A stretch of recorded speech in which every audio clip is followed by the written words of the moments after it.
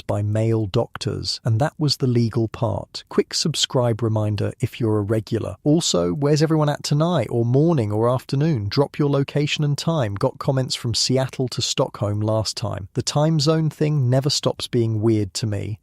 So we're going back to Victorian London tonight, but hold on, get yourself comfortable first. I mean it. Fix your pillows, grab that blanket. This one's worth settling in for. Morning in London, 1865. You're waking up to the taste of coal dust and fog so thick you could scoop it with a spoon. Your eyes adjust to the grey half-light filtering through a cracked window, and immediately you know something's wrong. This isn't your comfortable bed. The straw mattress beneath you crackles with every shift of your weight, probably full of more fleas than actual straw. Something worse. Welcome to the life of a Victorian prostitute. Not exactly the glamorous historical setting your high school teacher covered, huh? The woman sharing your mattress stirs beside you, her body radiating heat in the cold, damp room. Meet Mary. She's 19, though her eyes look 40. Arrived in London 6 months ago from some tiny village in Yorkshire with dreams of becoming a lady's maid. Yeah, that didn't work out. Mary stretches and winces. Her body aches in places she didn't know could ache before coming to London. Last night was busy. 18 men. Not her record, but close enough. In the better brothels uptown, the high-class girls might see 3 or 4 gentlemen a night. Down here in the East End, you take what you can get.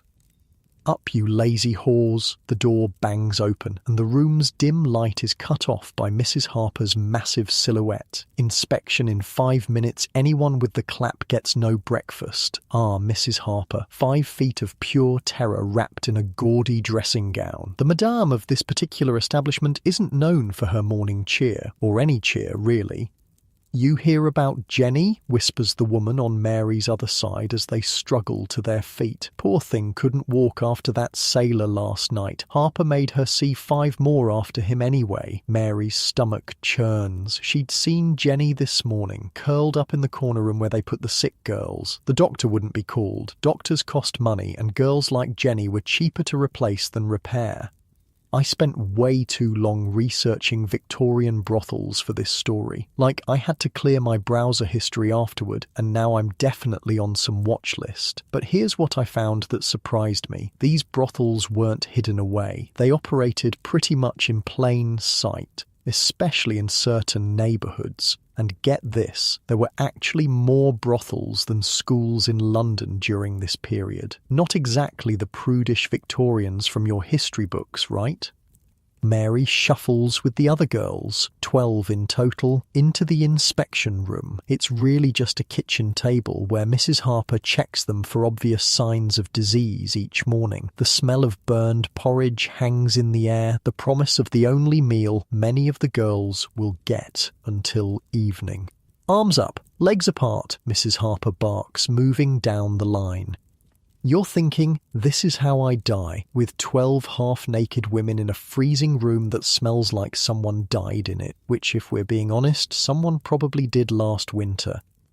Let me paint you a picture of what Mary sees as she stands there, shivering. The inspection room windows face east, and weak morning sunlight filters through a yellow haze of fog and coal smoke. London's famous pea soupers, they called these fogs. So thick you could barely see your hand in front of your face. So toxic they killed thousands every year. The walls are stained yellow from decades of coal fires and tobacco. The floorboards are uneven and rotting in places, and there's a suspicious dark patch in the corner that nobody talks about. "You," Mrs. Harper jabs a finger at a red-headed girl who can't be more than 15. "You're bleeding. Get yourself cleaned up before the morning customers." "But Mrs. Harper, it's not 'I'm just having my monthly.'" The slap echoes through the room. "Did I ask for excuses? Men don't pay to hear your problems. They pay for a clean hole, so make sure yours is ready." Like I said, Mrs. Harper isn't exactly running for Mother of the Year. I found this journal entry from an actual brothel worker from the 1860s. She wrote, "Some nights I see so many men I lose count. My body feels hollow, like they've scraped out everything inside me that made me human. Kind of puts our bad days at the office in perspective, doesn't it?"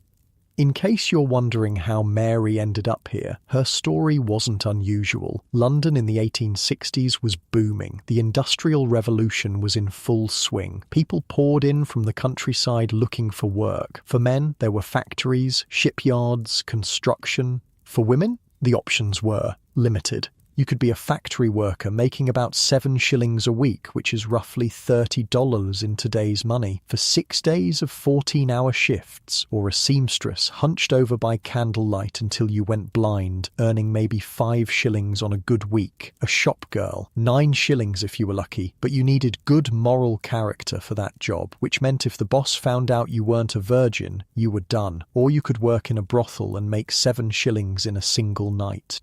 Mary hadn't planned on this life. She'd arrived at the docks 6 months earlier with £3 saved up, her life's savings, and a letter of recommendation for a position as a housemaid that turned out to be for a house that didn't exist. "Fresh off the boat, aren't you, love?" a man had said, appearing beside her as she stood crying on the dock. "I know someone who could help a pretty girl like you."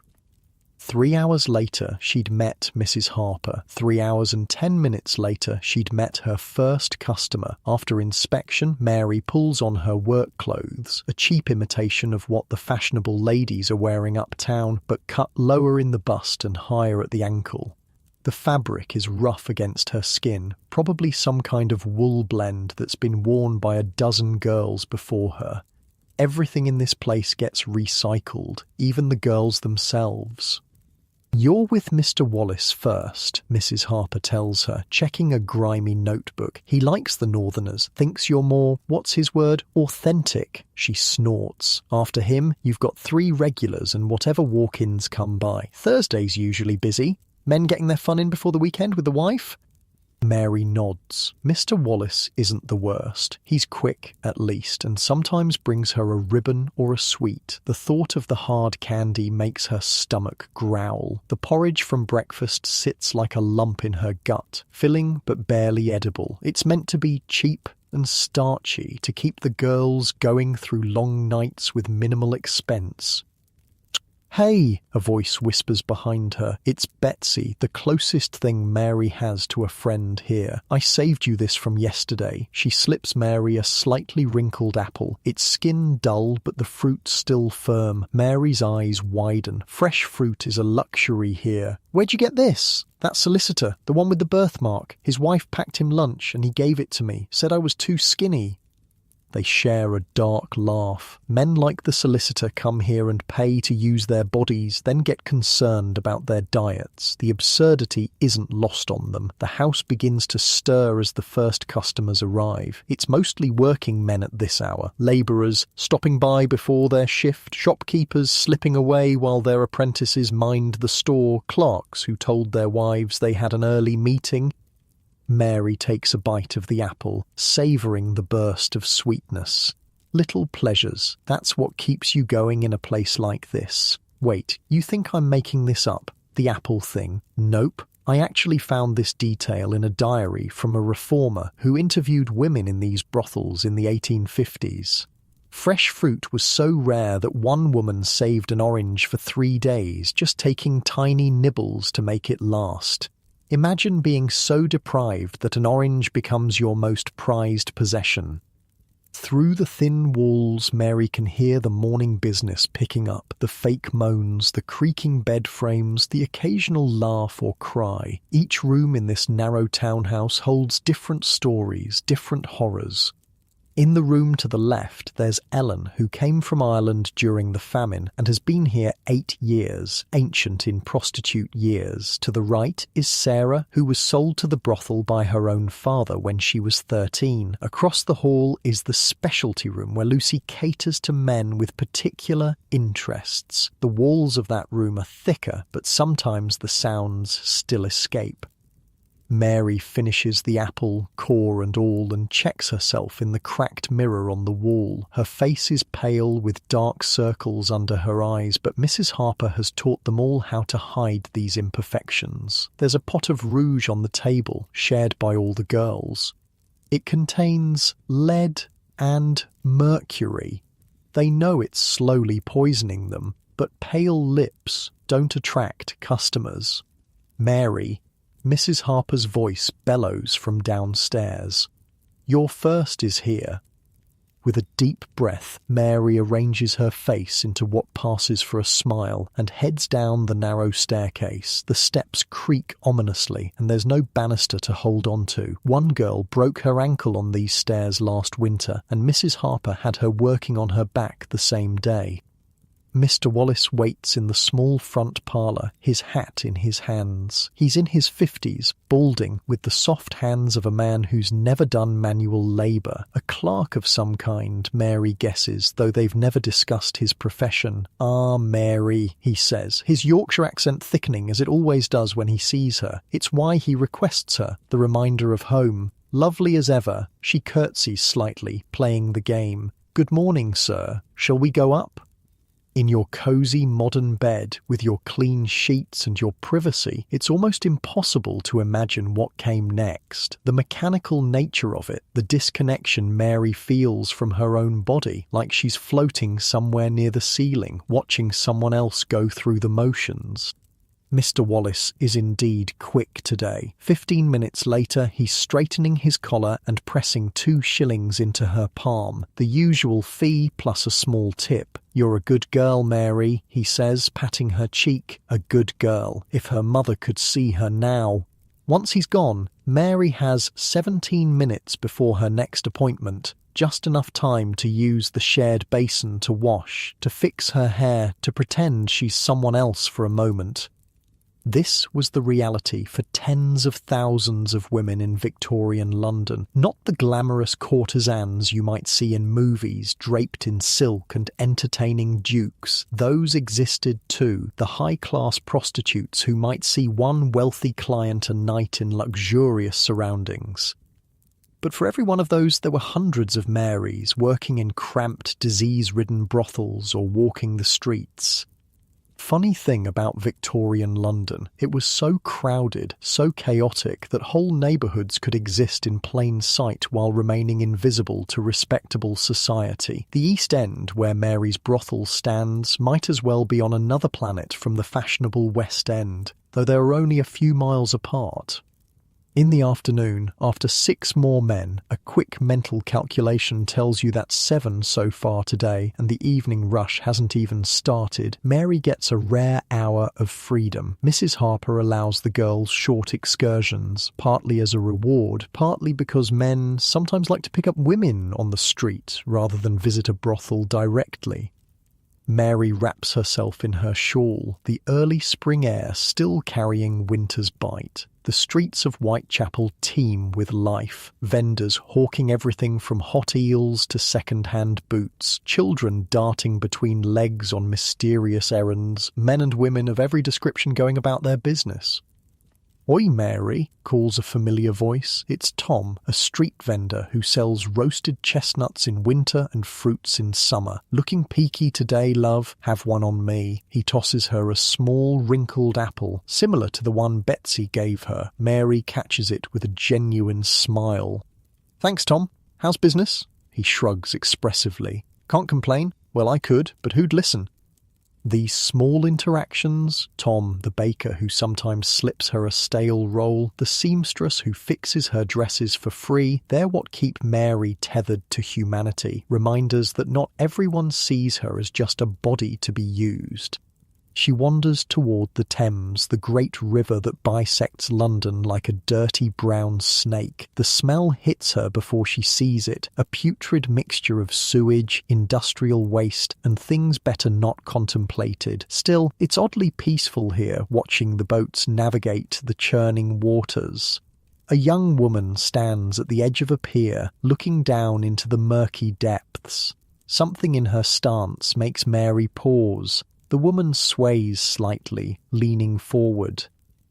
"Miss," Mary calls, moving closer. "Are you all right?" The woman turns, and Mary sees she's hardly more than a girl, perhaps 17. Her eyes are red-rimmed, her clothes decent but worn. "What's it to you?" she asks, but there's no venom in it, just exhaustion. "Nothing," Mary admits. It's not worth it. Whatever it is." The girl laughs, a hollow sound. "Easy for you to say. You've got work." Her gaze flicks over Mary's attire, the slightly too bright colours that mark her profession. "This kind of work you don't want," Mary says quietly. For a moment, they stand in silence. Two women on the edge, one of the river, both of society. "I lost my position," the girl finally says. "Housekeeper found a letter from my sweetheart. Said I was morally unfit to serve in a respectable household." She kicks a pebble into the water. 3 years I worked there, never a complaint. But one letter, she trails off. Mary wants to walk away. She really does. Mrs. Harper would skin her alive if she brought home another stray. But she remembers her first day in London, how close she came to this same pier, this same decision. "There's a charity place," she says hesitantly, "Urania Cottage in Shepherd's Bush, for women who need a fresh start. That writer fellow runs it. Dickens." The girl looks at her suspiciously. "Why would they take me?" "Because that's what they do. Look, I'm not saying it's paradise, but it's not this." Mary gestures to the river. "And it's not what I do either."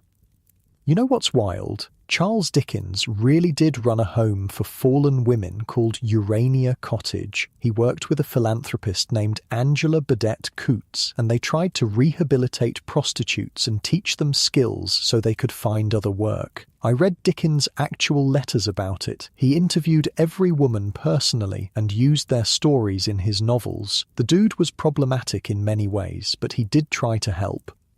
The girl seems to consider this. Finally, she steps back from the edge. "Shepherd's Bush, you said?" Mary nods.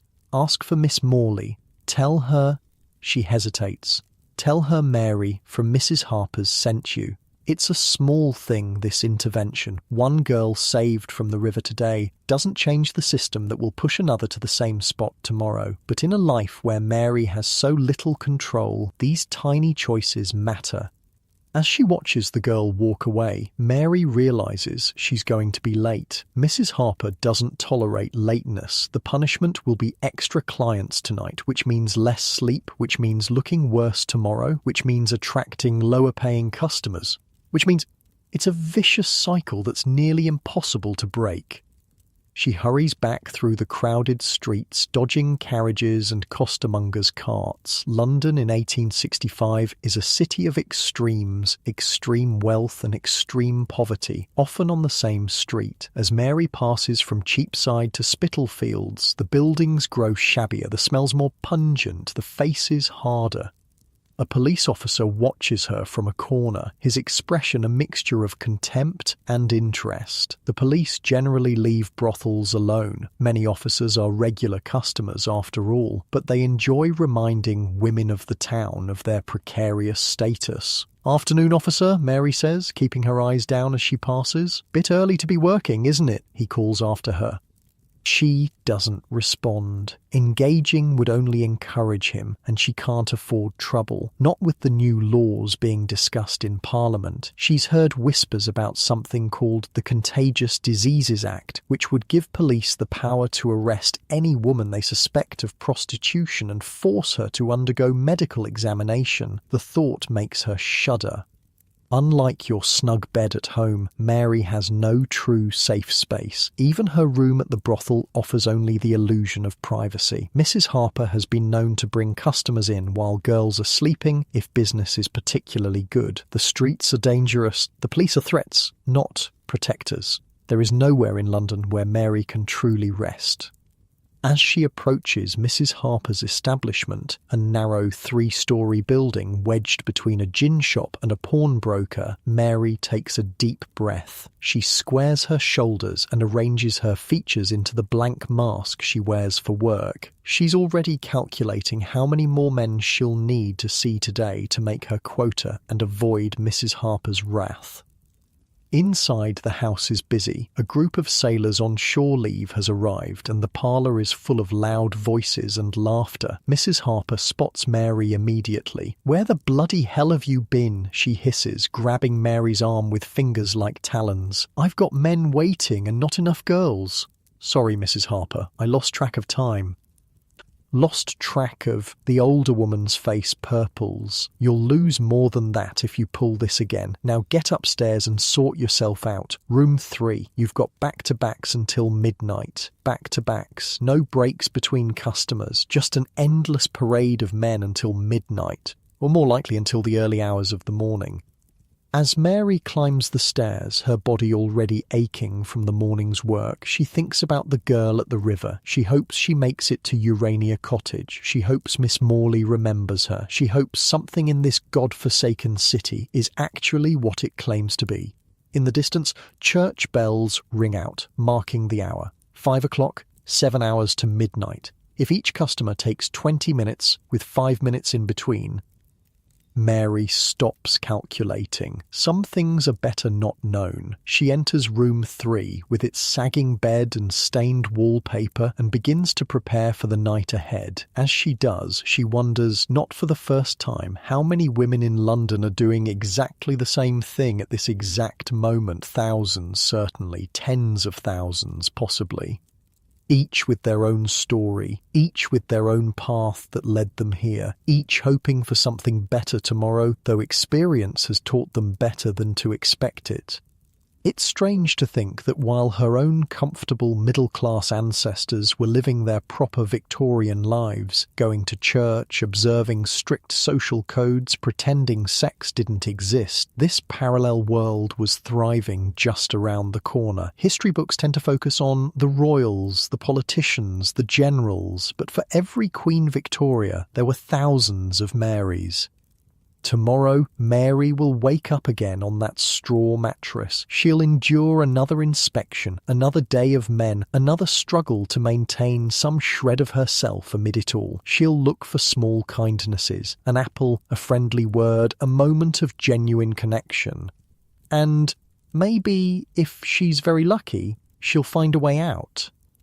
But tonight, as you lie in your comfortable bed with your soft pillows and clean sheets, warm and safe and free to make your own choices, spare a thought for Mary and all the women like her. Their stories deserve to be told too. Unlike your cosy bed and peaceful night ahead, Mary's evening is just beginning. A heavy tread on the stairs tells her the first sailor has arrived.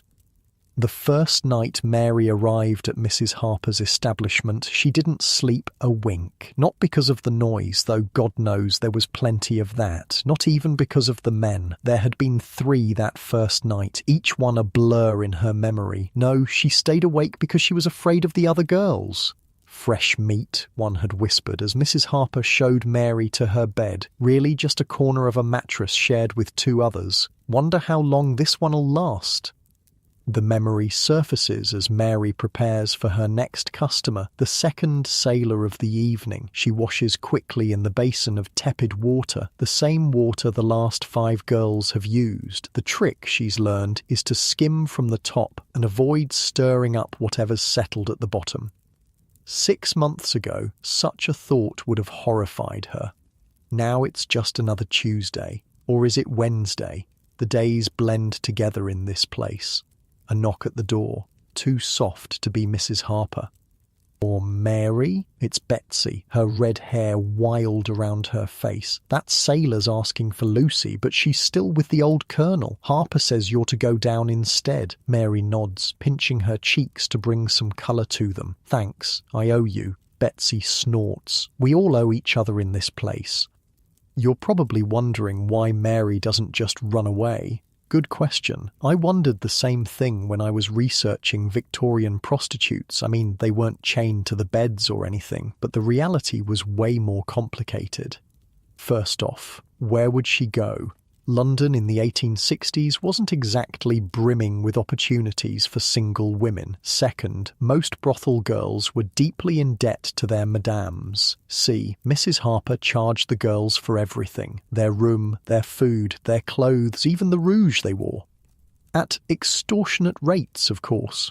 So even though Mary might earn 7 shillings in a night, after Mrs. Harper took her cut and added on her expenses, Mary might only see a few pence. It was a system designed to keep them trapped. Pretty messed up, right? The sailor waiting in the parlour is young, maybe 20, with sunburned cheeks and nervous hands. When he sees Mary instead of Lucy, his face falls briefly before he recovers. "Evening, miss," he says, clutching his cap. "Tom Baker." "Mary," she replies, though he didn't ask. Names aren't particularly important in these transactions. "Shall we go up?" He follows her, his boots heavy on the creaking stairs. Room 3 is technically occupied, so she leads him to the end of the hall, to the smallest room, barely more than a closet, with a narrow bed squeezed inside. It's where the new girls usually work, but Lucy has seniority. "First time?" Mary asks, seeing how he hovers uncertainly in the doorway. "That obvious?" He grins sheepishly. "The lads all chipped in, said I couldn't call myself a proper sailor without, you know." She does know. She sees dozens of Toms every month, young men propelled by peer pressure and curiosity. Some are rough, thinking they need to prove something. Others, like this one, are almost endearingly clueless. "Well then," she says, managing a smile that doesn't reach her eyes, "let's make sure you get your money's worth. I'll spare you the details of what happens next, but I will tell you this. While it's happening, Mary is thinking about the room she grew up in back home, the patchwork quilt her mother made, the view of the hillside from her window, the smell of bread baking, little mental escapes. That's how most of the women survive this work. They go somewhere else in their heads. Okay, I feel like I need to address something here. You're probably thinking, wow, this is dark. And yeah, it is, but I'm not making this stuff up or exaggerating for effect. When I was researching Victorian prostitution, I was genuinely shocked by how brutal it was. These women's lives were incredibly hard, and yet history has mostly erased them or turned them into either punchlines or moral cautionary tales. So, while this isn't exactly cheerful bedtime material, I think their stories deserve to be told honestly.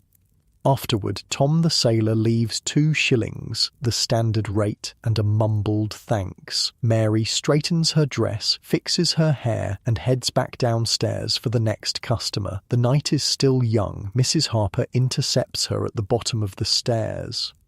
"Not so fast. I need to talk to you." Mary's stomach tightens. Conversations with Mrs. Harper rarely end well for anyone. The madame leads her into the small office off the main parlour. It smells of stale tobacco and cheap perfume. Mrs. Harper settles her considerable bulk into a chair behind a cluttered desk and gestures for Mary to sit on the stool opposite. "You've been here, 6 months now?" "Yes, ma'am, just about." "And you've learned the trade well enough. Not top-shelf quality, mind you, but serviceable." Mrs. Harper squints at her appraisingly. "It's time you started earning your keep properly." Mary blinks. "I've been meeting my quotas." "Barely. And you've still got that debt to work off. Your room and board, the dresses I provided, the doctor that one time. It's a familiar conversation. The debt never seems to get smaller, no matter how many men Mary services." Mrs. Harper reaches into a drawer and pulls out a small glass bottle. "Starting tonight, you take a spoonful of this before you go to work. Keeps the babies away." Mary stares at the murky liquid. She's heard of such concoctions. Herbs, chemicals, who knows what else. Some of the girls say they work. Others ended up doubled over in pain, bleeding for days. And, Mrs. Harper continues, you start taking specialty customers. The knot in Mary's stomach tightens further. Specialty customers pay more, but they want things the regular girls don't provide. Things that leave bruises, or worse. "I don't think I wasn't asking, girl." Mrs. Harper's tone hardens. "Lucy's moving up to the West End house next week. Someone's got to take her place, and you've got the right look. Young enough to seem innocent, old enough it's not troublesome. You'll get an extra shilling per specialty?" Half of that comes to me, of course. Of course. Back in your comfortable bed, it's probably hard to imagine what Mary's feeling right now. The crushing weight of knowing things are about to get worse, not better. The lack of any real choice in the matter. The desperate calculation of whether this new arrangement will at least help her pay off her debt faster. Mary takes the bottle reluctantly. Yes, Mum. Good girl. Now, I've got a gentleman arriving at 9 who's paid for something special. I'll send him up to the Red Room. You be there ready by 8:30. The Red Room. Even the name makes Mary's skin crawl. It's on the top floor, away from the regular rooms, with thick walls and strange implements hanging on them. What kind of specialty does he want? Mrs. Harper's smile doesn't reach her eyes. He likes to play schoolmaster, discipline and all that. Bring tears if you can. He pays extra for those. When Mary returns to her shared room to prepare, she finds Betsy already there, applying rouge to her cheeks. Harper's moving me to specialties, Mary says quietly, sitting on the edge of the mattress. Betsy pauses, the rouge pot hovering mid-air. Already? Must be desperate with Lucy leaving. She sighs. Which ones? Or schoolmaster tonight. Don't know about the rest yet. Could be worse. The schoolmaster types usually just want to lecture and spank a bit. It's the quiet ones you have to watch for. Betsy resumes applying her makeup. I had a judge last week, wanted to sentence me for my crimes. Made me beg for mercy and everything. Mary shudders. How do you get through it? Betsy shrugs, but her eyes are kind. Same way we get through everything else in this godforsaken place, 1 hour at a time. She picks up a small tin from the table. Here, rub this where you think he'll hit. Numbs the skin a bit. Mary takes the tin gratefully. Thanks. Oh, and Mary... If he wants to use his cane, make sure he stays below the ribs. I had a girl in Liverpool who took a bad hit to the kidney, pissed blood for a week. This kind of advice, practical, matter-of-fact, potentially life-saving, is the real education Mary has received these past 6 months, not the kind her mother had hoped for when she scraped together Mary's train fare to London, dreaming of her daughter becoming a respectable lady's maid. I found an actual training manual for Victorian madams while researching this. It advised them on how to prepare new girls for specialty work, their euphemism for fetishes and rough treatment. The manual recommended starting with mild disciplines before moving on to more elaborate scenarios. It's unnerving how businesslike they were about it all. At 8:30, Mary enters the Red Room and begins to prepare. She changes into the costume hanging on the door hook, a mockery of a schoolgirl's uniform, the skirt scandalously short, the white blouse nearly transparent. The outfit looks as though it's been worn by dozens of girls before her. The fabric worn thin in places, stains that never quite washed out. The room itself is sparsely furnished. A straight-backed wooden chair, a small desk, a narrow bed with leather straps attached to the posts. The walls are painted a deep crimson, not to make the room feel warm or inviting, but to hide stains. Mary knows this because Mrs. Harper had mentioned it once, casually, as though discussing the weather rather than blood. On the wall hang implements of discipline, canes of varying thickness, leather straps, riding crops. Mary tries not to look at them as she positions herself at the desk, arranging her features into what she hopes is an appropriately demure expression. The clock on the mantel ticks away the minutes. 8:45, 8:50. Just as the clock strikes 9, heavy footsteps approach the door. The man who enters is not what Mary expected. She'd imagined someone older, severe-looking. Instead, he appears to be in his 30s, well-dressed, with a pleasant face and gentle eyes, the kind of man you'd pass on the street without a second glance, the kind who might have a wife and children at home, who attends church on Sundays, who is respected in his community. "Good evening," he says, his voice soft. "You must be my new pupil." And so the game begins. Later, much later, when her lesson is over and the schoolmaster has gone, Mary sits alone on the edge of the bed, applying Betsy's numbing salve to the angry red welts across her thighs and buttocks. Her cheeks are still damp with the tears he'd paid extra for. The door opens and Mrs. Harper enters, a glass of gin in her hand. She surveys Mary with a critical eye. "Well, how'd it go?" "Fine," Mary says flatly. "He seemed pleased. Left an extra half-crown for you." Mrs. Harper tosses a coin onto the bed beside Mary. "See? Told you specialties pay better. Half a crown for her dignity, for the marks that will take days to fade, for the part of herself that feels a little more distant, a little harder to reach." Mrs. Harper must sense some of this because her tone softens slightly. First time's the worst. It gets easier. She holds out the gin. "Here, for the pain."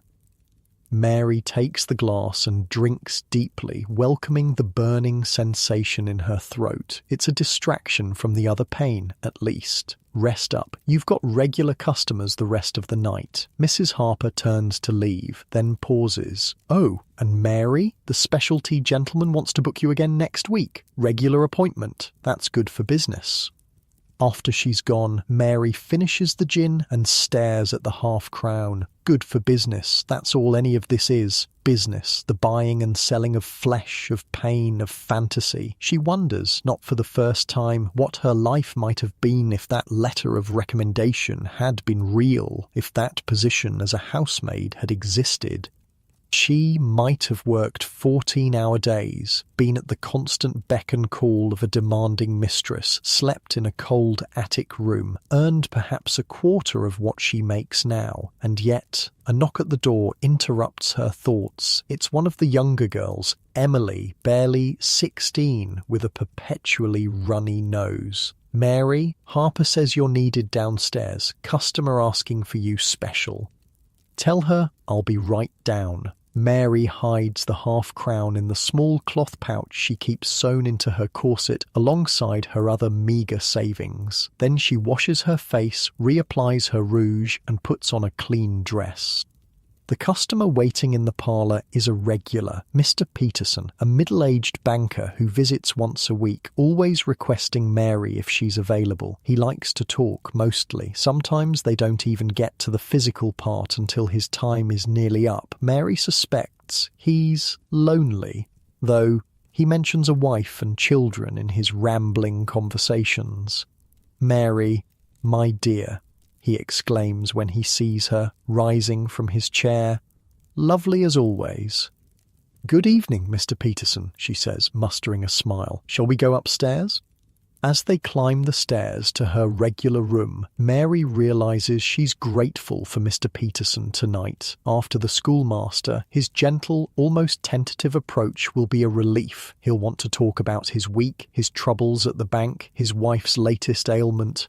He'll ask Mary about her life, and she'll tell him pleasant fictions about her aspirations to save enough to open a small shop someday. They both know it's unlikely, but it's a comfortable pretense. This is another survival strategy in the brothel, cultivating regulars, steady customers who request you specifically, who treat you with some modicum of respect, who aren't violent or diseased. It's not friendship exactly, but it's something close to human connection in a place where such things are rare. In their profession, the girls talked about regulars versus casuals. Regulars might get small concessions, a few extra minutes, a bit more conversation, perhaps even genuine smiles. Casuals got the bare minimum, the physical act they paid for, performed as quickly and efficiently as possible.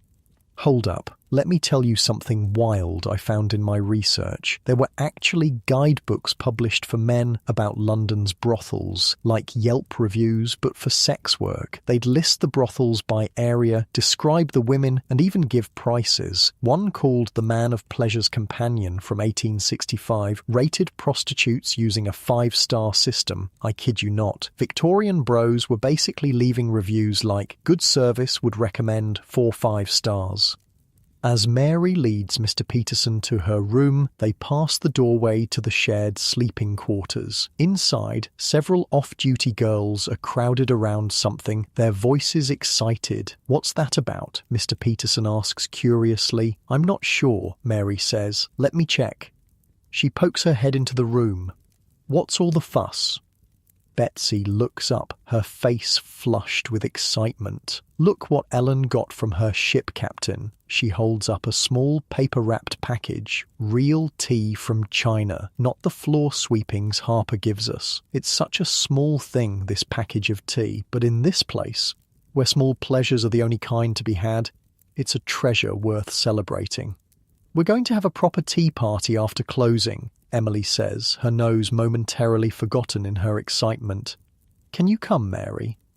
Before Mary can answer, Mrs. Harper's voice bellows from downstairs. "If I hear one more word about that bloody tea, I'll confiscate the lot of it. Now get back to work, you lazy trollops." The girls disperse quickly, Ellen hiding the precious tea package in her mattress. Mary returns to Mr. Peterson, who's waiting patiently in the hallway. "Just a gift someone received," she explains with a forced smile. "Nothing important.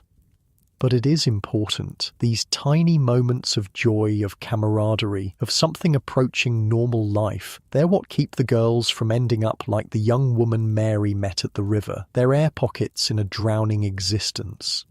Mr. Peterson's session goes as expected, more talking than anything else. He seems distracted tonight, mentioning problems at the bank, worries about his position. Mary makes sympathetic noises at appropriate intervals. This too is part of the job, being whatever the customer needs you to be: lover, confessor, therapist, punching bag. After he leaves, Mary has 2 more customers, quick, forgettable encounters that blur together in her memory almost as soon as they're over. By the time midnight approaches, she's seen 8 men since afternoon. Her body aches and she longs for sleep, but the night is far from over.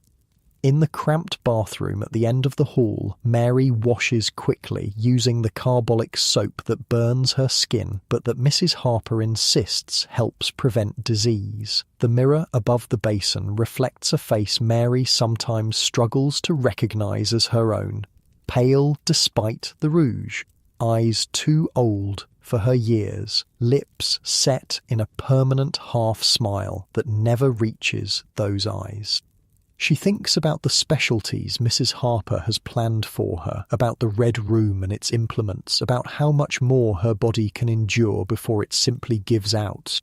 I need to take a second here to mention something important about Victorian prostitutes, their life expectancy. Various studies from the time estimated that once a woman entered prostitution, she had about 6 to 7 years before she died. The causes varied: disease, violence, suicide, alcohol poisoning, botched abortions. A woman who started at 18, like Mary, could expect to be dead by 25. Think about that. 25.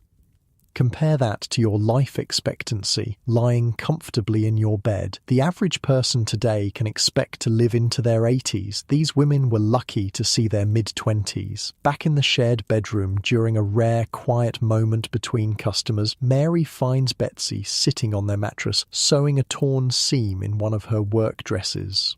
"How was the schoolmaster?" Betsy asks, not looking up from her stitching.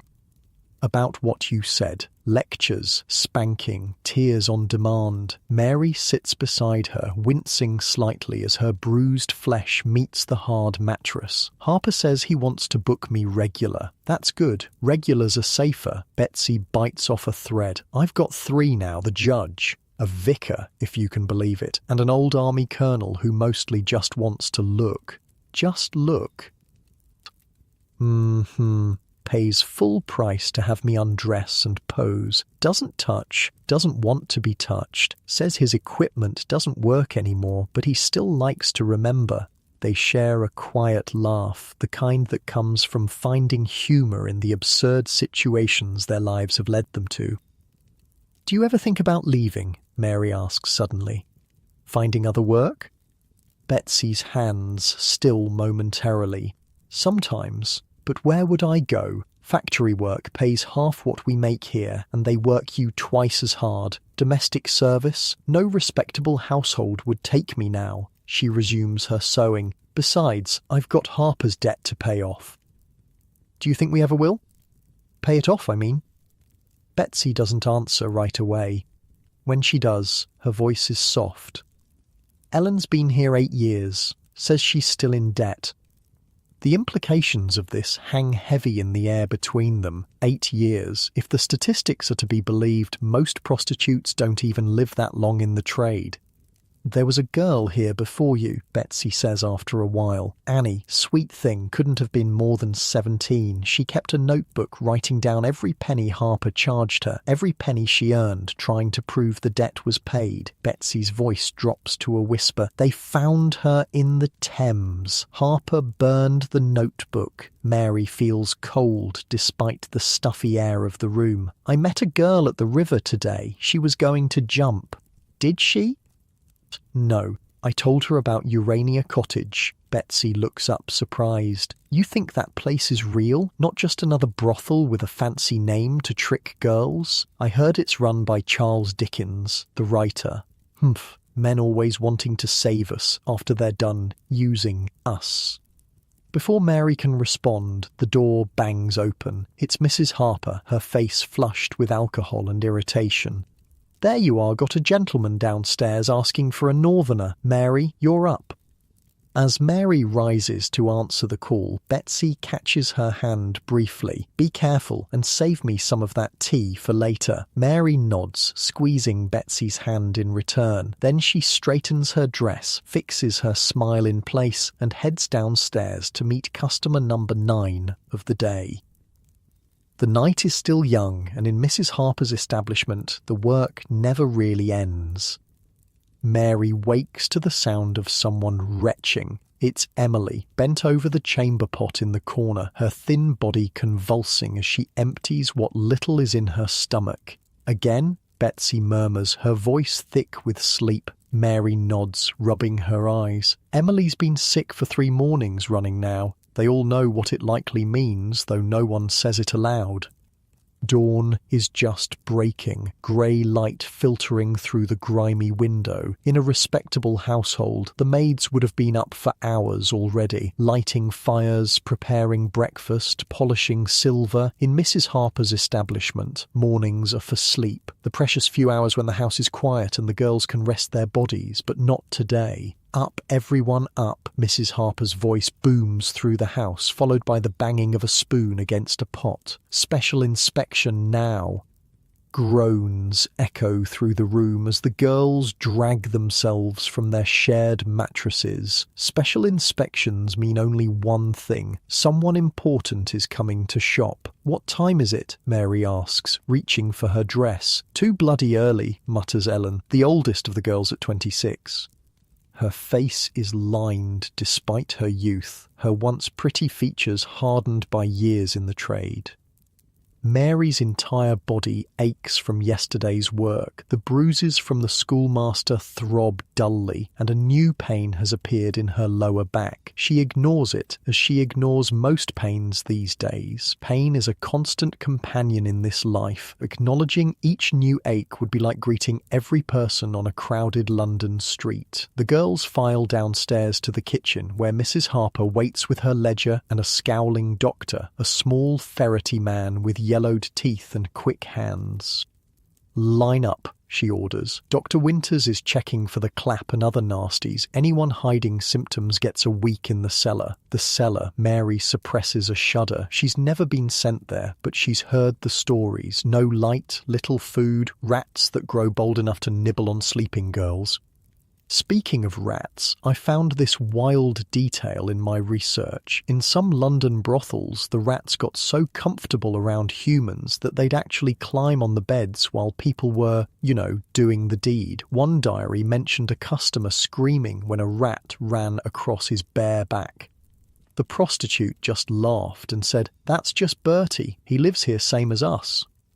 Dr. Winter's examinations are cursory but invasive, his breath reeking of gin despite the early hour. The girls have learned to stare at a fixed point on the wall, to disconnect from their bodies during these inspections. It's the same skill they use with customers, the same mental escape.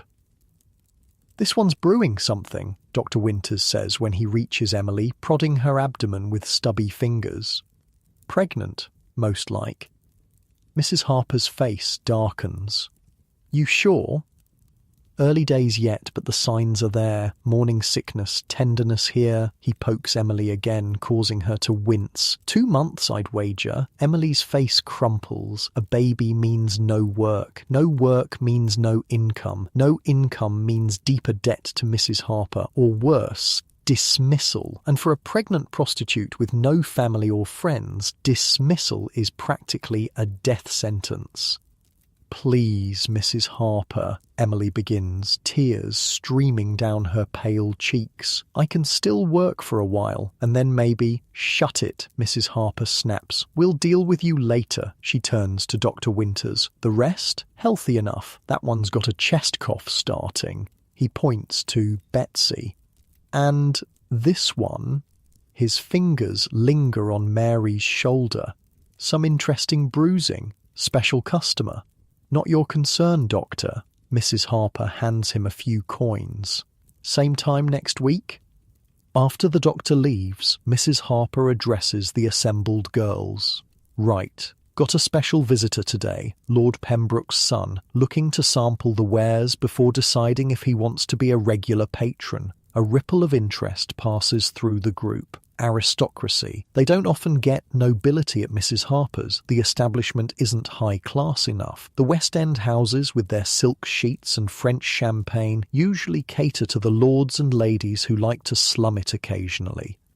"He'll be wanting to see all of you, so look your best. Ellen, help Emily clean herself up. Can't have her puking while his lordship's here. Betsy, do something about that cough. Mary," Mrs. Harper's gaze lingers on her. "The young lord has a fondness for innocence. Play up that country girl act of yours."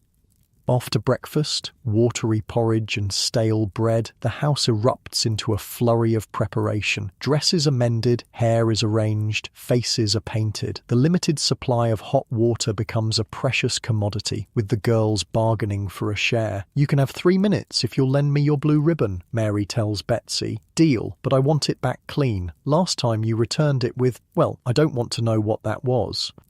In the cramped room they share, Mary and Betsy help each other dress, a dance they've performed countless times before. It's intimate in a way that has nothing to do with their profession. The careful fastening of buttons, the gentle tugging of laces, the quiet murmurs of too tight and just right. "Heard anything more about Emily?" Mary asks as Betsy pins her hair. "Harper's furious, says she'll have to send her to Mother Blackwood if she can't take care of it soon." Mother Blackwood, another name that inspires dread, the old woman living near the docks who helps girls take care of unwanted pregnancies. Some return, many don't. She can't go there. You heard what happened to Sarah. Betsy's hands still in Mary's hair. Sarah had been a friend, a girl from Manchester with a quick laugh and clever fingers for picking pockets when customers fell asleep. Mother Blackwood's ministrations had left her bleeding so heavily that even Dr. Winters couldn't stop it. They'd found her cold the next morning, the sheets soaked through. "Maybe we can help her," Mary suggests. "Pool our savings, find somewhere safer." Betsy resumes her pinning. "Maybe, but Harper would still charge her for the lost time. You know how it works." Mary does know. The brutal arithmetic of their lives leaves little room for charity or kindness. Every gesture of help comes with a cost, and they're all already drowning in debt. Their conversation is interrupted by Mrs. Harper's shout from below. "He's here places, everyone!" The young lord, whose title, they soon learn, is Viscount Halford, is a slender young man of perhaps 22, with the soft hands and clear complexion of someone who's never had to work for his supper. He surveys the girls lined up in the parlour with the same critical eye he might use to assess horses at auction. "This is all?" he asks Mrs. Harper, sounding disappointed. "Only my very best for you, my lord," she simpers. "Each one specially selected. Perhaps if you told me your particular interests?" The Viscount's gaze settles on Mary. That one, she looks untouched somehow. Mrs. Harper beams. "Ah, Mary, excellent choice, my lord. Fresh from the countryside, still has that innocent quality about her. Shall I send her up to our finest room?" "No," he says, still staring at Mary with unsettling intensity. "I want to speak with her first, alone." Mrs. Harper hesitates for only a moment before ushering the other girls from the room. "Of course, my lord. Take all the time you need." When they're alone, the Viscount gestures for Mary to sit beside him on the worn sofa. "You're not really from the countryside, are you?" Mary blinks, surprised by the direct question. "I am, actually. Yorkshire." He studies her face. "And how long have you been in this profession?" 6 months, my lord." He laughs, a sharp, unpleasant sound. "Don't call me that. Not here. It's Richard. Yes, Richard." He leans closer, and Mary forces herself not to recoil at the smell of expensive cologne mixed with stale wine. "Tell me, Mary from Yorkshire, do you enjoy your work?" It's a question customers rarely ask, and one that has no safe answer. Say yes, and she's a wanton woman deserving of whatever rough treatment he might dish out. Say no, and she risks angering both the customer and Mrs. Harper. "I enjoy pleasing others," she says carefully, the rehearsed answer they all use for such inquiries. Richard laughs again. "How diplomatic. I suppose that's better than the truth." He reaches out, tracing a finger along her jawline. "You're quite pretty, in a common sort of way. My father says I should stick to my own kind, but where's the excitement in that?" Mary remains still under his touch, her face a practiced mask of mild interest. Inside, her mind is calculating. What does he want? What role should she play? The innocent corrupted? The willing student? The secret temptress? Each customer has their own fantasy, and her job is to become whatever they desire. "Perhaps," she ventures, "you'd be more comfortable upstairs? We could talk more privately?" Richard withdraws his hand. "Not yet. I'm curious about this place. Father wouldn't approve of my being here, you know. Says places like this are breeding grounds for disease and vice." His eyes gleam. "But then, Father's a hypocrite. I've seen the entries in his account books. Charitable donations to addresses in Soho that I happen to know are high-class brothels." Mary nods sympathetically, though her attention is partly on the clock ticking on the mantelpiece. Time spent talking is still charged to the customer, but Mrs. Harper expects the girls to move things along to the more profitable activities quickly. As if reading her thoughts, Richard says, "Don't worry about the time. I've paid for the entire morning. We can talk as long as I want." The entire morning. Mary's heart sinks. She'd hoped to catch a few hours of sleep after the Viscount's visit before the afternoon customers arrived. Now that seems unlikely. "Tell me about the other girls," Richard demands suddenly. "That blonde one looked ill." "Emily, she's just tired, my lord." "Richard, we all are." "And the red-haired one, she has an interesting face." "Betsy, she's from Liverpool, clever with numbers." Richard leans back, watching Mary with those unsettling eyes. "You care about them, don't you? How unusual in a place like this. I'd have thought it would be every whore for herself." The crude word lands like a slap, though Mary's expression doesn't change. "We look after each other when we can?" Richard stands abruptly. "Show me your room, not the one they've prepared, your actual sleeping quarters."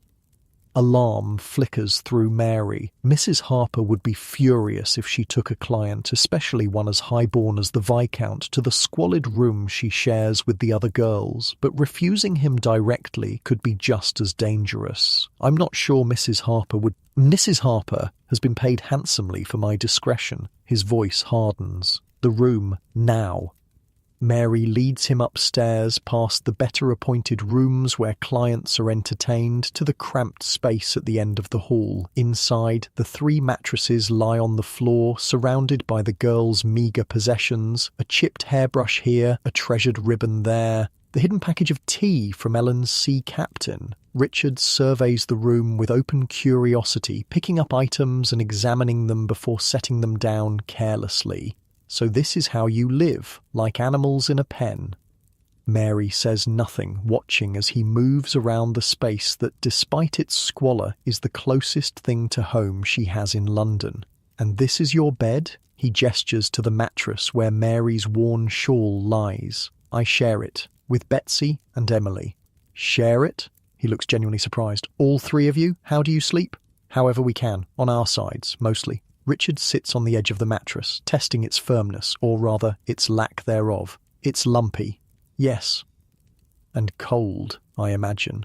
In winter, less so now that it's spring. He pats the space beside him. Sit, please. Mary complies, maintaining a careful distance between them. The mattress sags under their combined weight, gravity pulling them slightly toward each other. Have you ever been with someone like me before? Richard asks. Nobility, you mean? Not directly. Directly? Mary chooses her words carefully. Sometimes gentlemen of rank visit Mrs. Harper's, but they usually request the more experienced girls. Richard nods thoughtfully. Then, without warning, he reaches out and takes her hand, turning it over to examine her palm. Working hands, he murmurs. Despite the rouge and powder, you can't hide these. Mary resists the urge to pull away. Her hands are indeed rough, chapped from washing in harsh soap, nails broken and uneven, calluses forming where they never existed during her country life. My mother would be horrified, Richard continues, still holding her hand. She believes people like you choose this life out of moral weakness, that you prefer vice to honest work. He looks up, meeting Mary's eyes. Is that true? Again, that impossible question. Mary takes a risk. Does it matter? You're still here. For a moment she fears she's overstepped, but then Richard laughs, a genuine sound this time. Touché, Mary from Yorkshire. Indeed I am. He releases her hand. I've decided I don't want to couple with you today. Relief floods through Mary, though she keeps her expression neutral. As you wish. Instead, I want to watch. Watch? You and the redhead, Betsy. I want to watch you together. Mary's stomach tightens. It's not an unusual request. Some customers prefer to observe rather than participate, but involving Betsy would mean splitting the fee, and Mrs. Harper would still take her full cut from both of them. Betsy might be with another customer, she says. I've already arranged it with your Mrs. Harper. She'll be up shortly. Richard settles himself more comfortably on the mattress. Don't worry. You'll both be paid. I'm not a complete cad. Before Mary can respond, the door opens and Betsy enters, her expression resigned. She's clearly been informed of the arrangement. My lord, she curtsies slightly. Richard, please. Mary and I were just discussing the sleeping arrangements in this charming room. Perhaps you could join us? I'm going to skip ahead here, past what happens next. Not because I'm squeamish, but because the reality of what the Viscount asked them to do isn't something I want to dwell on. What matters is that they did it because they had no real choice. They performed for his entertainment as they'd been taught to do, and when he finally left, they didn't talk about it. Some experiences are better left unacknowledged. After the Viscount's departure, Mrs. Harper is practically giddy with satisfaction. He's paid for weekly visits, and he specifically requested both of you again. Do you know what this means? It means more money for Mrs. Harper and harder work for Mary and Betsy. But they nod and smile appropriately, playing their parts in this particular theatre. You've both earned a rest, Mrs. Harper continues, unusually generous in her good mood. Take 2 hours, then be ready for the afternoon customers. 2 whole hours of freedom. It's an unexpected luxury, and Mary intends to use every minute of it. She and Betsy retreat to their shared room, where they find Emily curled on her mattress, her face tear-stained. Harper says I have a week, she says, without preamble. Either it's gone by then, or I'm gone. Betsy sits beside her, stroking her hair. We'll figure something out. Mother Blackwood. No, Mary interrupts firmly. Not her. We'll find another way. Emily looks up, hope flickering briefly in her swollen eyes. How? Mary and Betsy exchange glances. They both know there are limited options, and none of them good, but they've also been saving. Small coins hidden in mattresses, in loose floorboards, sewn into the linings of their clothes. Not enough to buy freedom, but perhaps enough to buy a chance. Leave it to us, Betsy says. Just rest now. While Emily drifts into an uneasy sleep, Mary and Betsy sit by the window, voices lowered. I heard about a woman in Whitechapel, Betsy murmurs, midwife who helps girls in trouble, cleaner than Mother Blackwood, they say. How much? £5, from what I've heard. Mary does a quick mental calculation. Her own savings amount to just over £2. Betsy might have similar. Still not enough. The Viscount, Mary says suddenly. He paid well for today, and he wants to see us again next week. Betsy catches on immediately. If we can get Harper to give us our full share, she won't. No, but she might give us more than usual if we tell her we want to buy new dresses for the Viscount's next visit to make sure he keeps coming back. It's a risk. Mrs. Harper is many things, but stupid isn't one of them. She'll be suspicious of any request for extra money, but it might be their only chance to help Emily. Worth trying, Mary agrees, but we'll need more than what we can get from Harper. I could ask my regulars for extra, Betsy suggests. The judge is usually generous when I cry a little, and I could take on more customers in the evenings. The sailors pay less, but if there are enough of them. They're still making plans when a commotion erupts downstairs. Raised voices, something breaking, heavy footsteps on the stairs. Mary and Betsy exchange alarmed glances. This doesn't sound like regular customers. The door bursts open and Mrs. Harper appears, her face flushed with anger, and a "Police!" she hisses, "checking for underage girls. Emily, get in the hidden cupboard, now!" Emily, barely awake, is hustled to the back of the room where a false panel in the wall conceals a small space just large enough for a person to squeeze into. It's not the first time they've had to hide girls from authorities. "What about us?" Mary asks. "You're both old enough. Just keep your mouths shut and let me do the talking." Moments later, 2 policemen enter the room. One is older, his expression bored, as if this is a routine he's performed countless times. The other is younger, perhaps new to the force, his eyes darting around the room with a mixture of curiosity and disgust. "Checking for violations of the Contagious Diseases Act," the older officer announces. "Any girls here been examined recently?" The Contagious Diseases Acts were real laws passed in the 1860s that allowed police to arrest women they suspected of being prostitutes and force them to undergo invasive medical examinations. If found to have a venereal disease, they could be locked up in a hospital for months. The worst part? Men were never checked or confined, even though they were the ones spreading these diseases between multiple women. "All my girls are clean, Officer Wilson," Mrs. Harper says, her tone respectful but firm. "Dr. Winters checks them weekly, was here just this morning, in fact." "Winters," the officer snorts. "That old soak. His examinations aren't worth the paper they're written on." He gestures to Mary and Betsy. These two look healthy enough, I suppose. The younger officer steps forward. What about the rest? We had reports of 12 women working here. Exaggerations, Mrs. Harper says smoothly. I run a respectable house, just these two and a couple more who are out running errands. The young officer seems about to argue when a call comes from downstairs. Wilson, got something you should see, the older officer sighs. Stay here, he orders, before heading back downstairs, his colleague following reluctantly. Once they're gone, Mrs. Harper quickly opens the hidden panel to release Emily, who emerges gasping for air. Quickly, Mrs. Harper hisses, out the back way, all three of you. I'll send word when it's safe to return. Mary grabs her shawl. Betsy snatches the precious tea package and they help Emily to her feet. The back way means the narrow servant stairs that lead to the alley behind the house, an escape route they've used before during police raids. What did they find downstairs? Mary asks as they hurry down the cramped staircase. Nothing good, I'd wager, Betsy replies grimly. Maybe Lucy's sister finally arrived. Lucy's sister. Mary had almost forgotten. Lucy had mentioned a younger sister coming to London looking for work. A sister who, if she was anything like Lucy, didn't look her 14 years.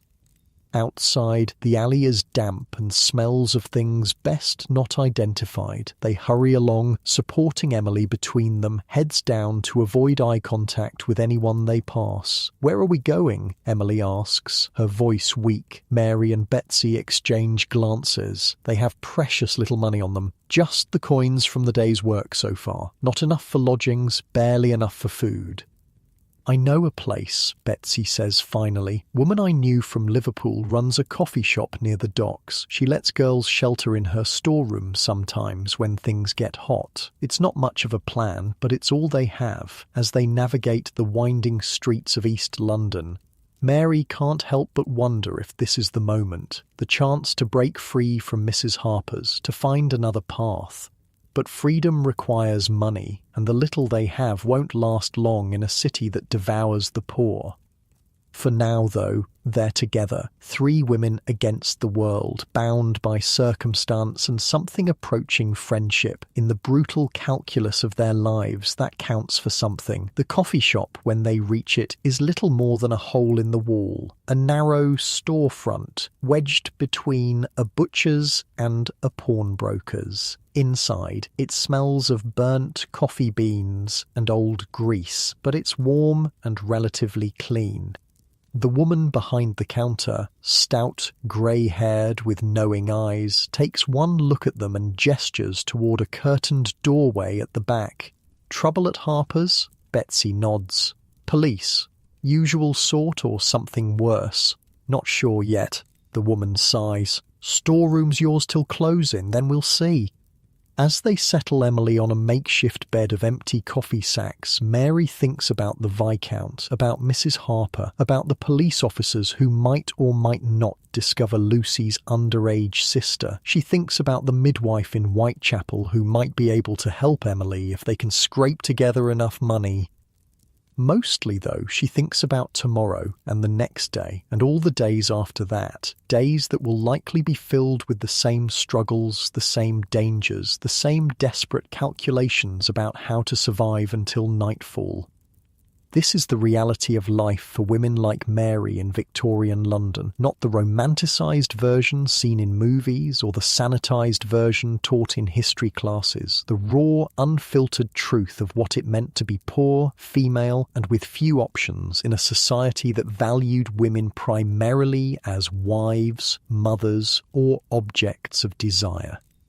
But they endure. They find ways to survive, to maintain some shred of humanity in inhuman conditions. They build connections, share resources, protect each other when possible, and sometimes, just sometimes, they find moments of genuine peace, like now, as the 3 women huddle together in the dimly lit storeroom, sharing the last of Ellen's precious tea, brewed weak to make it stretch further. To better days, Betsy whispers, raising her chipped cup.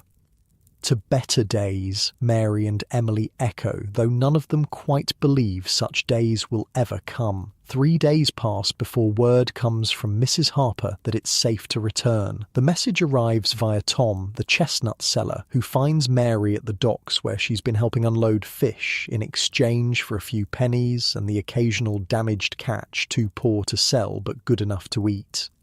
Harper says all clear, Tom tells her, glancing around to make sure no one's listening. Police gone, but she's asking after Emily Special. Mary's stomach tightens. Did she say why? Tom shrugs. Just that she needs to see her urgent like. That doesn't sound good. Mary wipes her fish-scaled hands on her already filthy apron and thanks Tom with a worn penny. More than she can afford, but information is its own currency in these streets. She finds Betsy and Emily at the coffee shop where they've been earning their keep by washing dishes and scrubbing floors. Emily looks worse than before. Her face is gaunt, her eyes hollow. The morning sickness has been relentless. Harper wants us back, Mary tells them quietly. Specifically asked for Emily. Betsy's expression darkens. That can't be good. Maybe she's changed her mind, Emily suggests, a flicker of hope in her tired eyes. Maybe she'll let me stay, baby and all. Mary and Betsy exchange glances. They both know better than to expect mercy from Mrs. Harper. In the 3 days they've been gone, they've managed to scrape together almost £3 between them. Still not enough for the Whitechapel midwife, but getting closer. We could run, Mary suggests, not for the first time. Find work in another city, Brighton, maybe, or Manchester. With what money? Betsy asks practically. Train fare for 3 would take everything we've saved. And who'd hire us? We've got no references, no respectable clothes. She's right, and they all know it. The path to escape is narrow and fraught with dangers of its own. I'll go back, Emily says finally. See what she wants. Maybe it won't be so bad. Mary squeezes her hand. We'll all go back. Together. Speaking of sticking together, I feel like I should point out something important about Victorian prostitutes that often gets overlooked. Despite the brutal competition and hard conditions, many of them formed tight-knit communities. They looked out for each other, shared resources, warned each other about dangerous clients. In a world where society had essentially abandoned them, they created their own support systems. It wasn't perfect, but it was something. The return to Mrs. Harper's is tense. The neighbourhood seems unusually quiet, with fewer girls visible on the street corners. The recent police presence has driven much of the trade indoors or to other areas. Mrs. Harper herself opens the door when they knock, a rare occurrence that immediately puts Mary on edge. The madame's expression is unreadable as she ushers them inside. About time, she says, her voice oddly controlled. You've cost me business, disappearing like that. The police, Betsy begins, left the same day. You could have been back earning your keep instead of whatever gutter you've been sleeping in. Mrs. Harper's gaze fixes on Emily. You, my office, now. Emily throws a frightened look at Mary and Betsy before following Mrs. Harper down the hall. The door closes firmly behind them. I don't like this, Mary murmurs. Me neither, Betsy agrees. But what can we do? What indeed? The brutal reality of their situation is that they have precious little agency. Mrs. Harper holds all the power. Their debt, their lodging, their very survival in this city depends on her whims. While they wait, Mary takes stock of the house. It seems quieter than usual, with fewer girls visible. Lucy is nowhere to be seen. Neither is her rumoured underage sister. Where is everyone? She asks one of the younger girls, who scurries past with a bundle of soiled sheets. Half the girls got taken for inspection, the girl replies, barely slowing. Under the new act, Lucy's sister got shipped back to her parents, and Mrs. Harper's been in a right state, saying we're all going to have to work double to make up for lost income. The new act, Mary's heard whispers of it, the Contagious Diseases Act they call it, supposedly designed to control the spread of venereal diseases among military men by examining and treating infected prostitutes. In practice, it gives police unprecedented power to detain any woman they suspect of being a prostitute and force her to undergo invasive examinations. Before Mary can ask more questions, a sharp cry echoes from Mrs. Harper's office. Without thinking, she rushes toward the sound, Betsy close behind. They burst through the door to find Emily backed against the wall, her hand covering her mouth, while Mrs. Harper stands menacingly close. "What's going on?" Mary demands. Mrs. Harper turns, her face flushed with anger. "None of your business. Get out." "She's our friend," Betsy says firmly. "We're not leaving her." For a moment, it seems Mrs. Harper might physically throw them out, but then she sighs, the fight visibly draining from her. "Fine, stay. You'll hear soon enough anyway." She returns to her desk, dropping heavily into the chair. Emily here has a customer, a very special, very particular customer who's requested her specifically, a customer who's willing to pay £50. £50. The sum is staggering, more money than any of them could hope to earn in months, perhaps even a year. "Oh, who?" Mary asks, suspicion gnawing at her.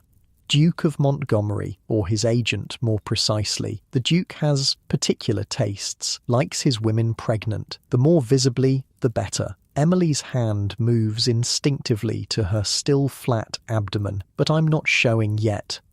"You will be by the time he wants you. He's booked you for 3 months from now, with regular visits as you progress." Mrs. Harper's smile is cold. "Congratulations, Emily. You've just become the most valuable girl in this house." The implications sink in slowly. Emily won't be sent away. She won't need the Whitechapel midwife. Her pregnancy, far from being a liability, has suddenly become an asset. But the cost...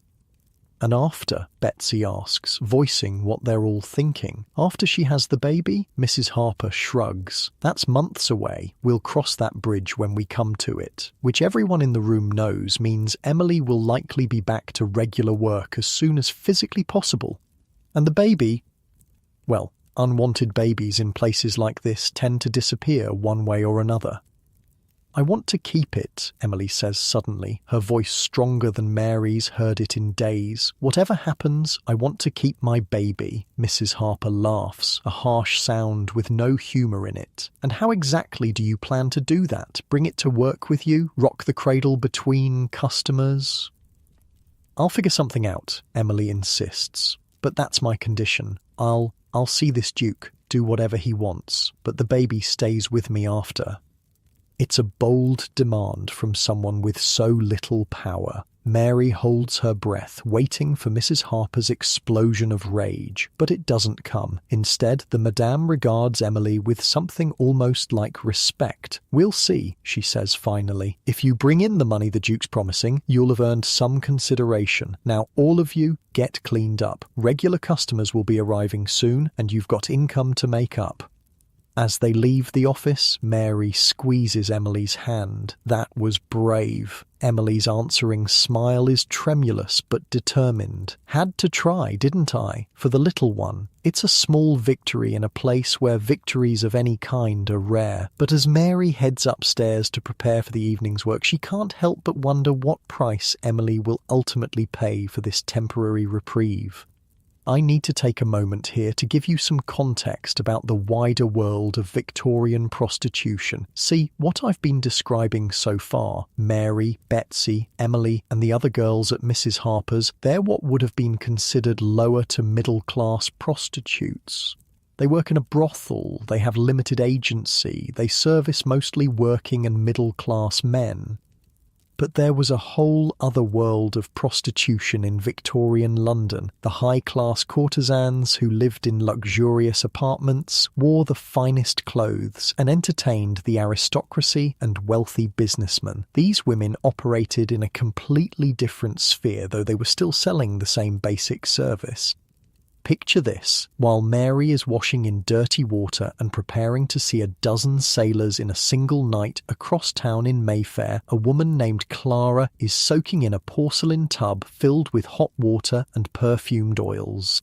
Clara is what's known as a courtesan, a high-class prostitute who serves exclusively wealthy clients. Her apartment is small but exquisitely furnished, with silk curtains, a featherbed, and a wardrobe full of fashionable gowns. She sees at most 2 clients a day, sometimes only 1, and they pay handsomely for the privilege of her time. Today, Clara is preparing for a visit from Lord Westmoreland, a regular patron who pays for an entire evening of her company, dinner, conversation, and more intimate activities afterward. She's never been to Mrs. Harper's establishment, never walked the streets, never had to service man after man until she lost count. But she is still, in the eyes of society, a fallen woman. The differences between Clara's life and Mary's are vast, yet both exist within the same system. Both are vulnerable in their own ways. Clara may have silk sheets and champagne, but she is still dependent on the whims of her patrons. If her looks fade, if she contracts a disease, if she offends the wrong person, she could easily find herself in Mary's position, or worse. Meanwhile, in a private club in St. James's, several military officers are gathered around a table, passing a small book between them. The book is one of London's infamous sporting guides, essentially catalogues of available prostitutes, complete with descriptions, specialties, and locations. Heard about a new place in Shepherd's Market, one lieutenant says, flipping through the pages. Supposedly has a girl who can tie a cherry stem with her tongue. Parlour trick, dismisses an older captain. Give me an experienced woman any day. These young ones don't know what they're doing. Speaking of young, interjects a third, there's a new batch just arrived at Mrs. Jennings's place, fresh from the country, according to this. They continue their discussion, debating the merits of different establishments and women as casually as they might discuss racehorses or fine wines. For these men, prostitutes are commodities to be consumed, rated, and discarded.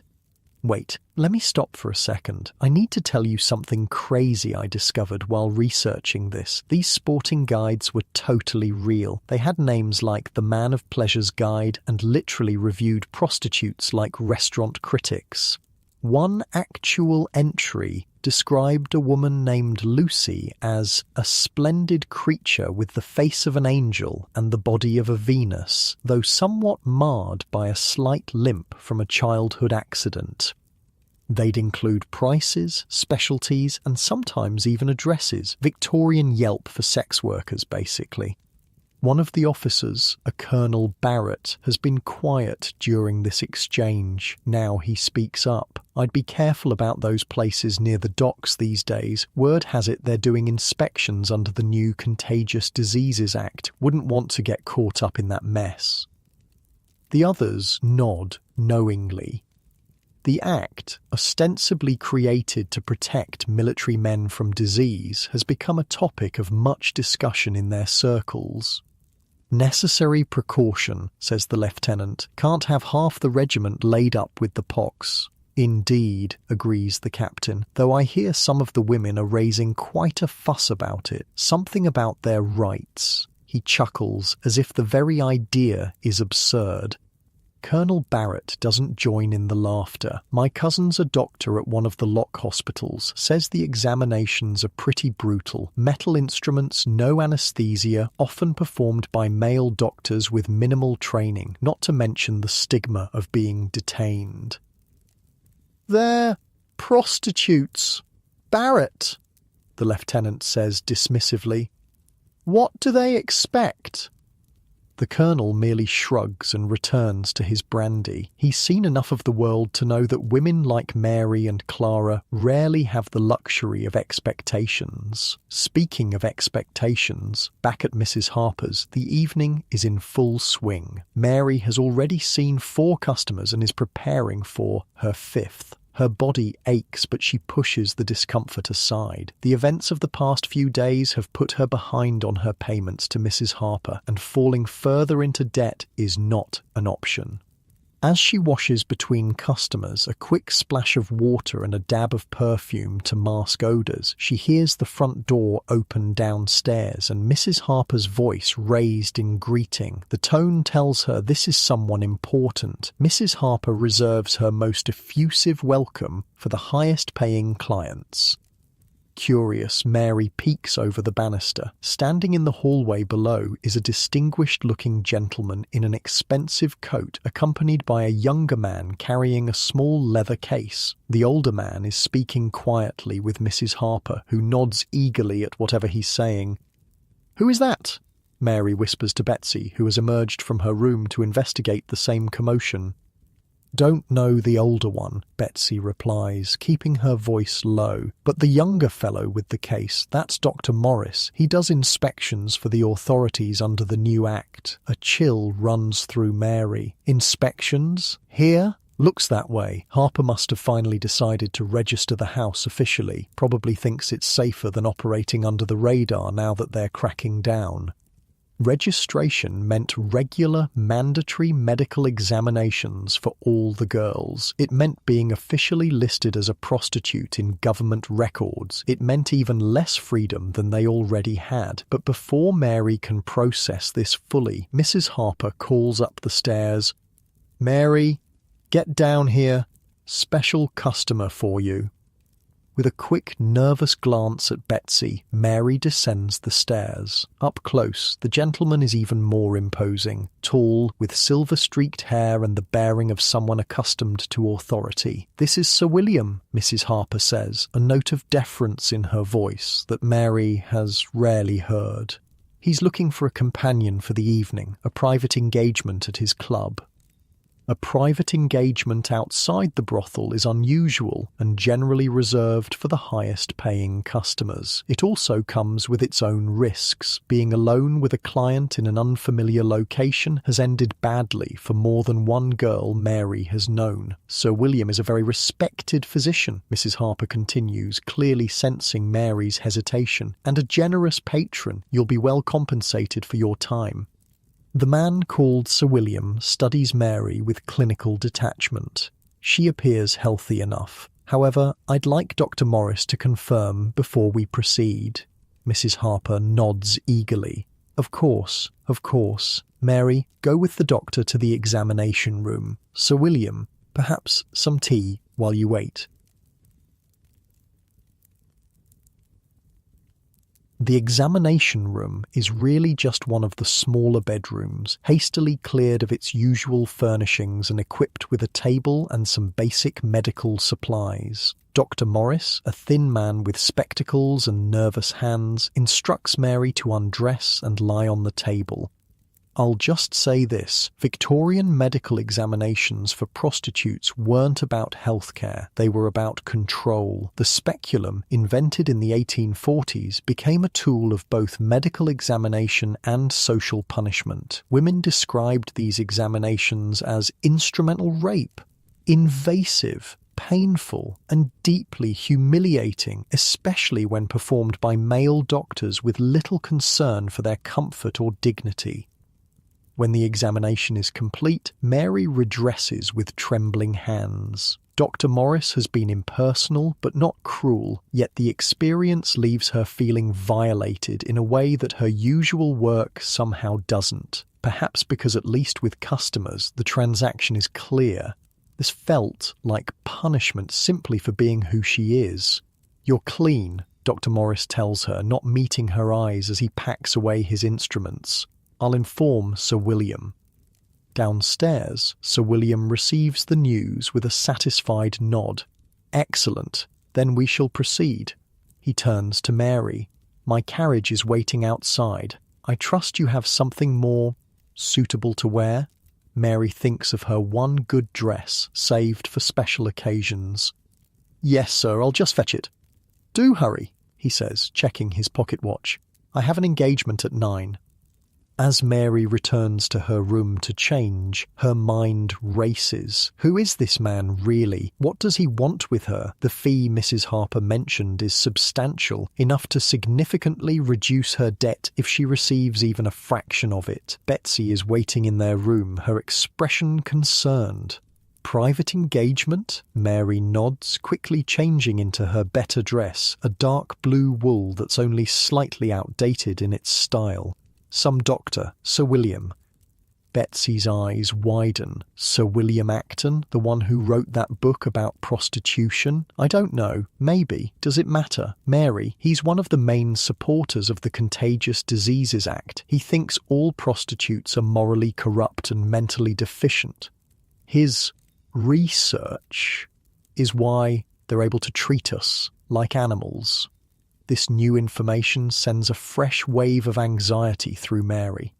Then why would he want, services? Betsy laughs bitterly. Men like that are always the biggest hypocrites. They condemn us publicly while visiting us privately. Just be careful, all right? Mary promises she will, though they both know caution only goes so far in their line of work. Before leaving, she impulsively hugs Betsy, drawing strength from the brief contact. "I'll watch over Emily," Betsy assures her. "You just come back in one piece."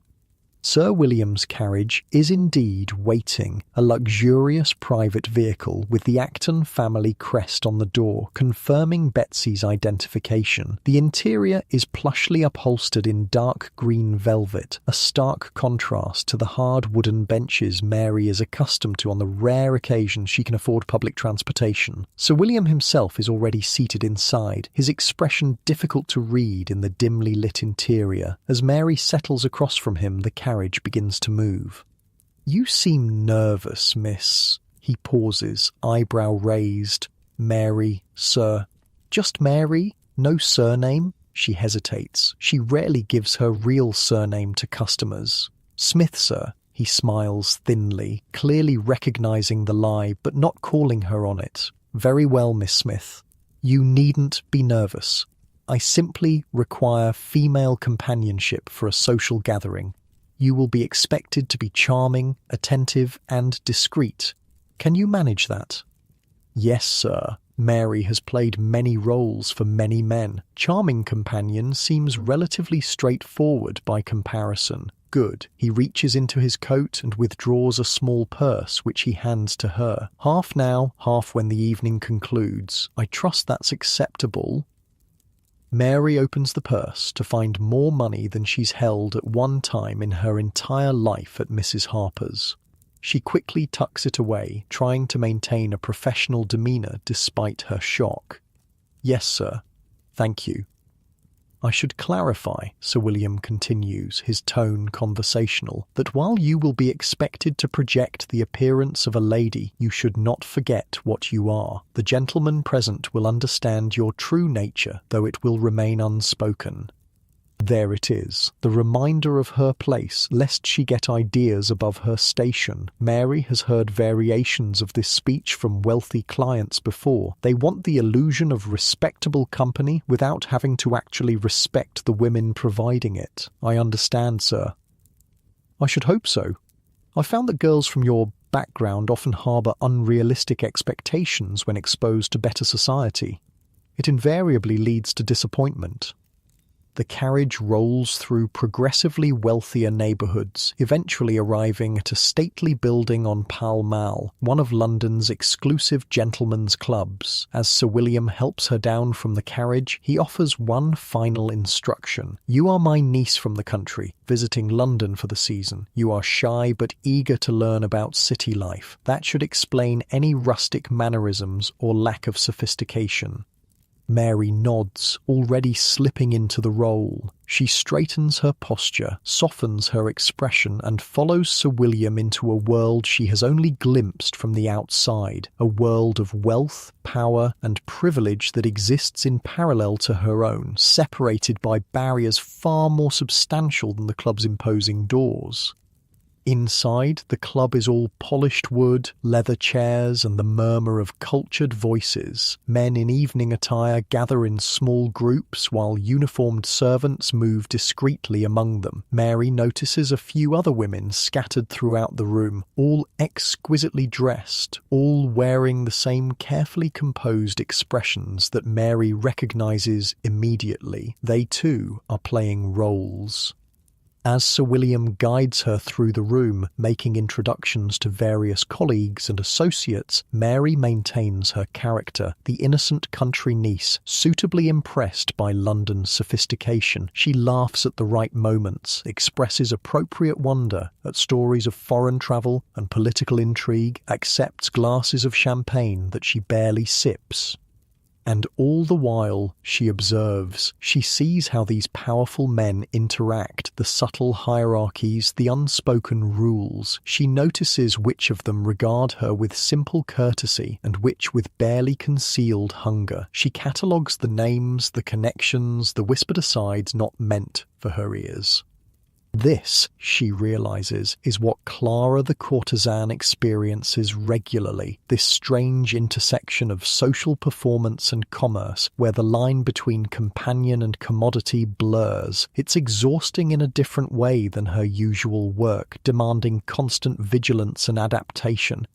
By the time Sir William signals that they will be departing, several hours have passed. Mary's face aches from maintaining her pleasant expression, and her mind is crowded with the names and faces of men who, in other circumstances, would cross the street to avoid someone like her. In the carriage ride back to Mrs. Harper's, Sir William seems pleased. "You performed adequately," he tells her, handing over the second half of her payment. "You have a certain adaptability that served well this evening." "Thank you, sir." Mary tucks the money away, already calculating how much Mrs. Harper will claim of it. "I may require your services again in similar circumstances. Would that be amenable?" It's phrased as a question, but they both know it's not. If Sir William wants her again, Mrs. Harper will make her available, regardless of Mary's wishes. Still, the money is better than she could earn with multiple regular customers, and the work itself less physically demanding. "Of course, sir." He studies her for a moment in the dim carriage light. "You're an interesting specimen, Mary Smith, more intelligent than most of your kind. In different circumstances, you might have made something of yourself." The condescension in his tone makes her skin crawl, but she maintains her pleasant expression. "Thank you, sir.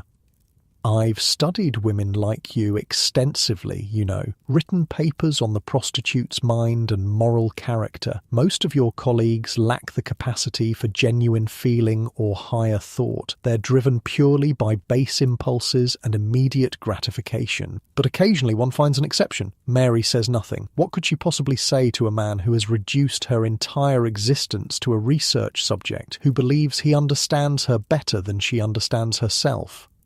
As the carriage approaches Mrs. Harper's neighbourhood, Sir William makes one final observation. "The new act, the one your kind find so objectionable, it's for your own protection as much as anyone's. Disease, moral degradation, early death. These are the inevitable consequences of your chosen path. We're simply trying to mitigate the damage both to society and to yourselves." Mary thinks of the painful examination earlier, of the women detained in lock hospitals for months, of the stigma that follows even after release. She thinks of the men who spread the very diseases the act supposedly controls, men who are never examined, never detained, never stigmatized. But all she says is, "Yes, sir, I understand," because in this moment, in this carriage, with this man who holds so much power over her future, what else can she say? When Mary returns to Mrs. Harper's, the house is unusually quiet. No sounds of customers or girls calling to each other down the hallways. For a moment, she wonders if she's walked into the wrong building. "Hello," she calls, her voice echoing slightly in the silent front hall. Betsy appears at the top of the stairs, her face drawn with worry. "Thank God you're back. Things have gone to hell." Mary hurries up the stairs, the weight of her earnings from Sir William temporarily forgotten. What's happened? Where is everyone? Police came again, with doctors this time, took half the girls for examination under the new act. A cold feeling settles in Mary's stomach. Which half? Lucy, Ellen, Kate, 6 others. Emily managed to hide in the cupboard again. Harper's downstairs, drinking herself stupid. The implications sink in slowly. The examinations aren't just humiliating and painful. They're a precursor to potential detention. Any girl found with signs of disease would be locked away in a hospital for months, possibly longer. When will they come back? Betsy's expression says it all.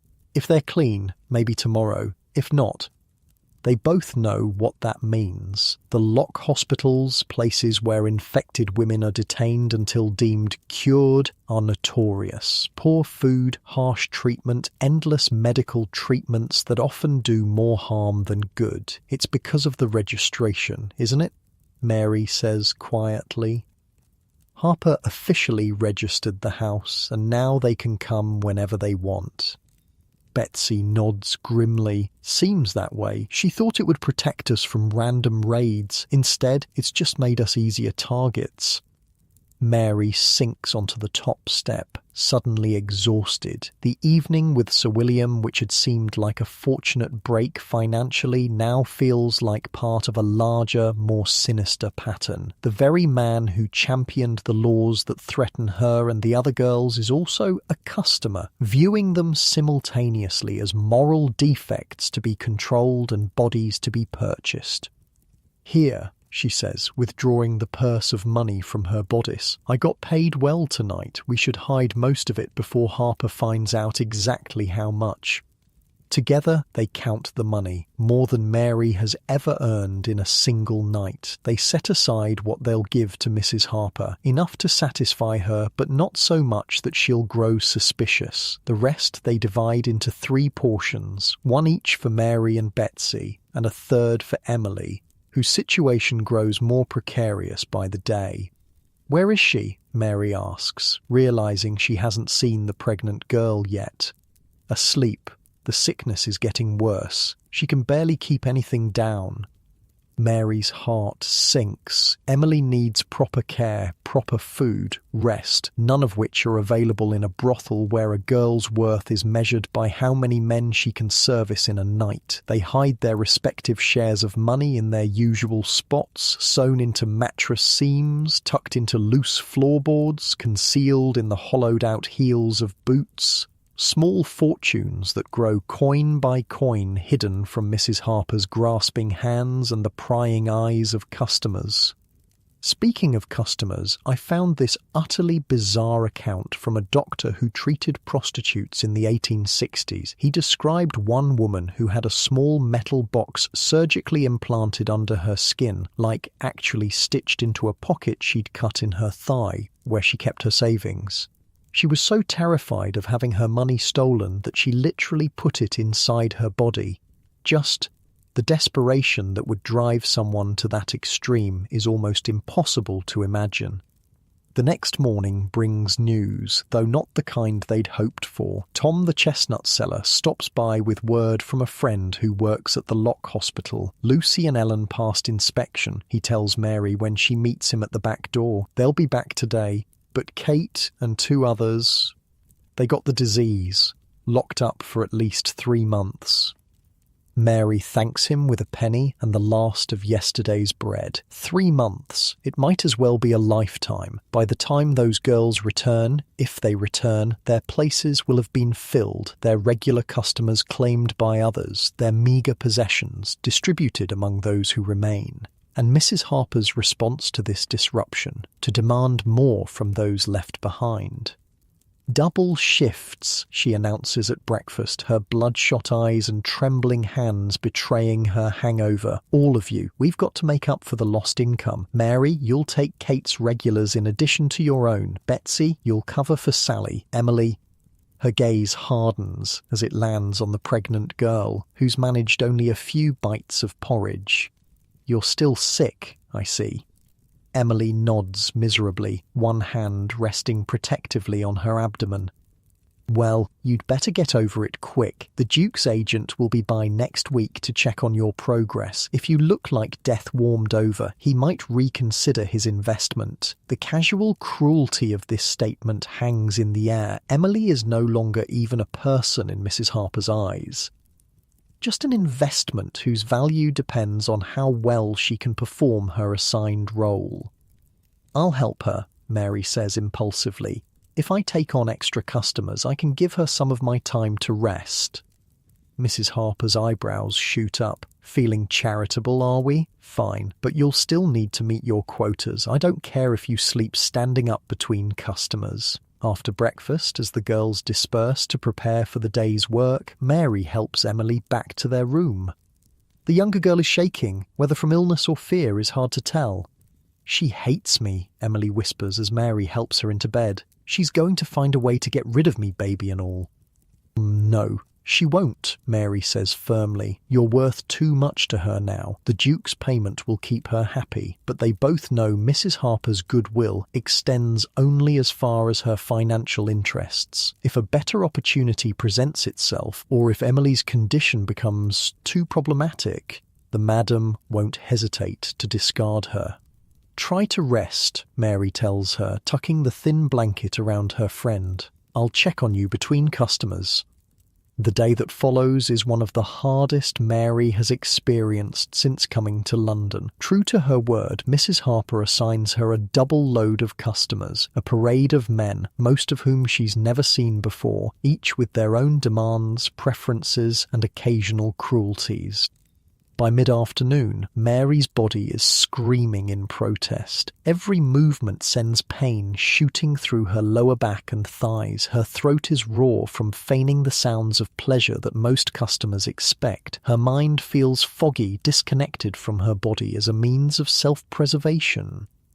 During a rare moment of respite, she checks on Emily, who has managed to sleep for a few hours. Betsy, too, is struggling with her increased workload, though she bears it with her characteristic grim humour. If I have to fake one more bloody orgasm today, she mutters as they pass in the hallway, I'm going to lose my voice entirely. Mary manages a tired laugh. Save your strength. Harper says there's a group of sailors coming in tonight. The thought of more customers, sailors no less, who tend to be rowdier and more physical than most, sends a wave of exhaustion through her. But what choice does she have? I just want to pause here for a second. I know this is bleak stuff, but one thing that's always stuck with me from my research is how these women just endured, day after day. The human capacity to adapt to almost any circumstances, no matter how brutal, is both inspiring and heartbreaking. Mary's not a heroine in the traditional sense. She's not leading a revolution or escaping to a better life. She's just surviving, and there's a kind of quiet courage in that. As evening approaches, Mary is preparing for yet another customer when a commotion erupts downstairs. Raised voices, the sound of something breaking, heavy footsteps on the stairs. Her first thought is police, but when the door bursts open, it's Lucy who stumbles in, her face bruised, her clothes dishevelled. They're coming, she gasps, clearly terrified. More inspections. They followed us from the hospital, said they need to check everyone again. Mary, they've got a list with all our names. Behind her, Mrs. Harper appears, her face flushed with anger and fear. Everyone downstairs. Now. They want you lined up for identification. Mary's heart hammers in her chest. This is different from the previous visits. More organised, more official, the Contagious Diseases Act in full effect. Emily, she whispers urgently to Betsy, we need to hide her, but there's no time. The front door opens and male voices fill the hallway. Heavy boots on the wooden floor, the sound of women being herded into the parlour. What about the hidden cupboard? Betsy suggests, desperately.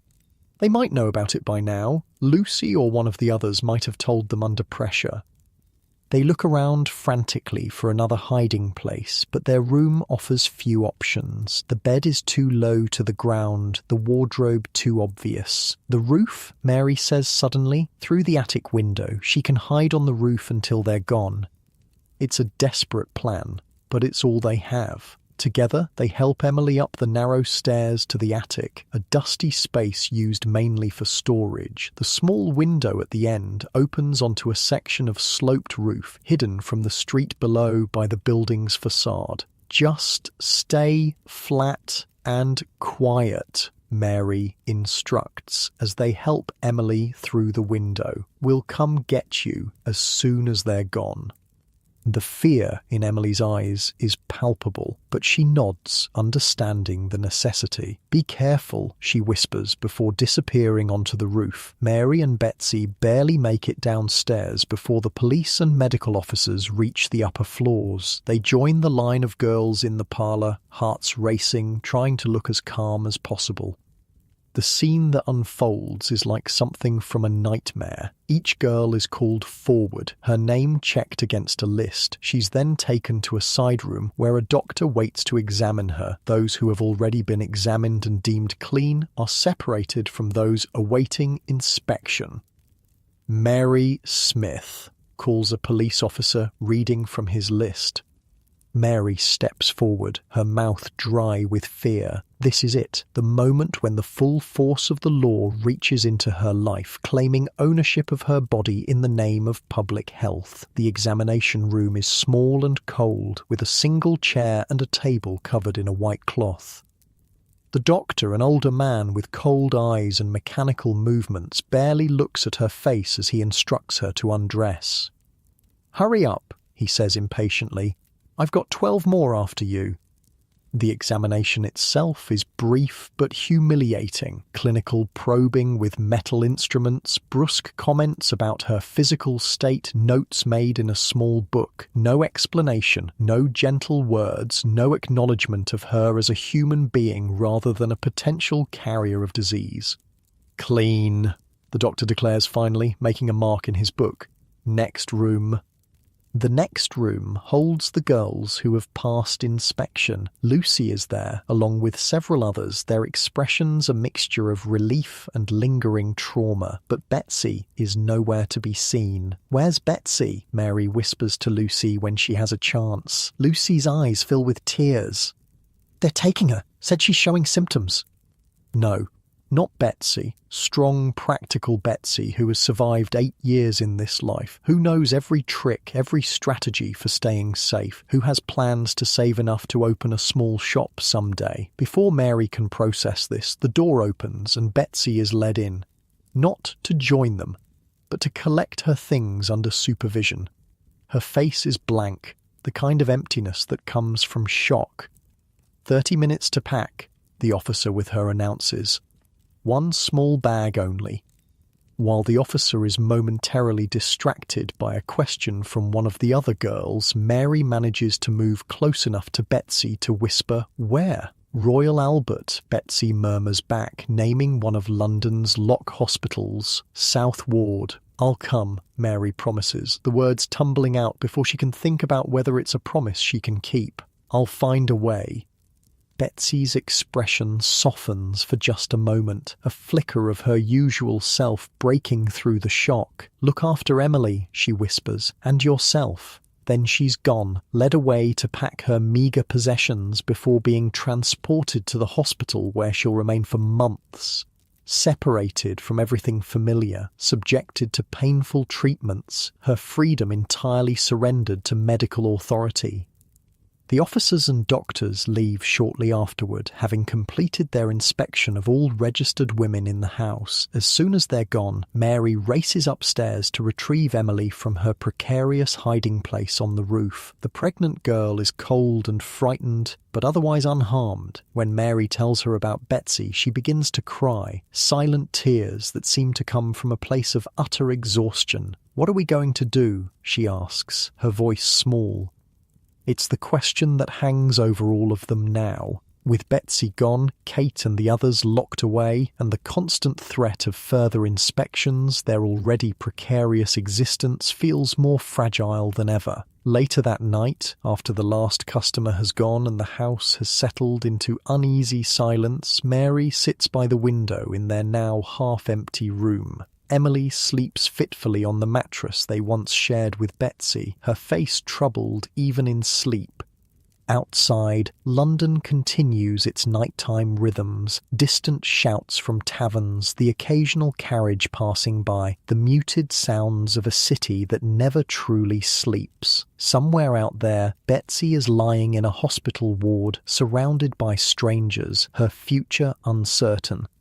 Mary thinks about Sir William and his talk of protecting women like her, about the police and doctors who enforce laws that treat her body as public property, about Mrs. Harper and her callous exploitation of desperate girls, different faces of the same system that traps women like Mary, Betsy and Emily in cycles of poverty, abuse and stigma. There has to be a way out, not just for them individually, but for all women caught in this trap. The next day, Mary does something she's never done before. During her brief afternoon break, instead of resting or checking on Emily, she makes her way to the public library, a place she's passed many times but never entered. Her appearance draws disapproving glances from the attendants and patrons, her occupation obvious despite her attempts to dress modestly for the outing.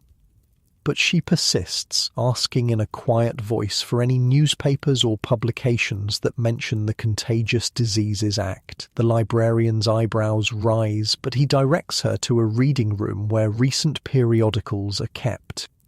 There, in the pages of several reform-minded publications, Mary discovers something she didn't know existed: opposition to the acts, articles written by women like Josephine Butler, who argue that the laws are unjust, that they punish women while leaving men untouched, that they violate basic rights to bodily autonomy. Mary reads until her eyes burn, absorbing arguments and perspectives she's never encountered before. The idea that she and women like her deserve better treatment, that they have rights that should be respected, that the system itself might be challenged. These concepts are revolutionary to someone who has spent 6 months believing that her current life is all she can expect. When she returns to Mrs. Harper's, she brings with her a pamphlet discreetly given to her by a woman who approached her in the library, a member of the Ladies' National Association for the Repeal of the Contagious Diseases Acts. The pamphlet contains information about meetings, about legal aid for women detained under the Acts, about a growing movement that sees prostitutes not as moral failings to be controlled, but as women deserving of protection and respect. She shows it to Emily that night, reading aloud the parts that seem most relevant to their situation. For the first time in days, she sees hope flicker in the younger girl's eyes. "Do you think they could help Betsy?" Emily asks. "I don't know," Mary answers honestly. It's worth trying, isn't it?" The pamphlet also contains the address of a refuge, not like Urania Cottage, which focuses on reforming fallen women, but a place where women can stay while looking for alternative work, where no judgment is passed on their past or present circumstances. It's a slim thread of hope in an increasingly desperate situation. With Betsy gone, Mary's workload has increased again. Her body can barely keep up with the demands placed on it. Emily's pregnancy is progressing, the morning sickness replaced by a persistent weakness that worries Mary deeply, and Mrs. Harper grows more erratic by the day, alternating between drunken rages and periods of calculating cruelty. Something has to change, soon. The opportunity comes a week later in the form of an unexpected visitor to Mrs. Harper's establishment, a well-dressed woman who arrives in the late afternoon asking to speak with the proprietress.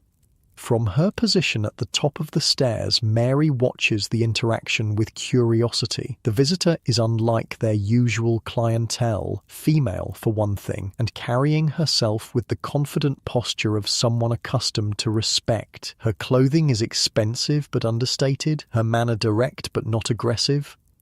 I represent the Ladies' National Association, Mary hears her say to a clearly suspicious Mrs. Harper. We're conducting a survey of establishments affected by the recent Contagious Diseases Act. Mrs. Harper's response is predictably hostile. We're running a business here, no time for surveys or charity cases. The woman is undeterred. We're not offering charity, Mrs. Harper. We're offering legal assistance to women who have been unjustly detained under the Act. I understand several of your employees have been taken to lock hospitals recently. Mary's heart skips a beat. Betsy. This woman might be able to help Betsy. Before she can think better of it, Mary descends the stairs, ignoring Mrs. Harper's warning glare. "Excuse me," she says, addressing the visitor directly. "I have a friend who was taken to Royal Albert Hospital last week. Is there anything that can be done for her?" The woman turns, her expression softening as she takes in Mary's youth and obvious exhaustion. "There might be. Our association is challenging these detentions on legal grounds. Could you tell me more about your friend's situation?" Mrs. Harper steps between them. "She'll tell you nothing. This is my house, and these are my girls. If you want information, you'll go through me." But the visitor has already slipped a card into Mary's hand, a small, discreet movement that Mrs. Harper doesn't notice in her anger. "Perhaps another time," the woman says smoothly. "Thank you for your attention, Mrs. Harper."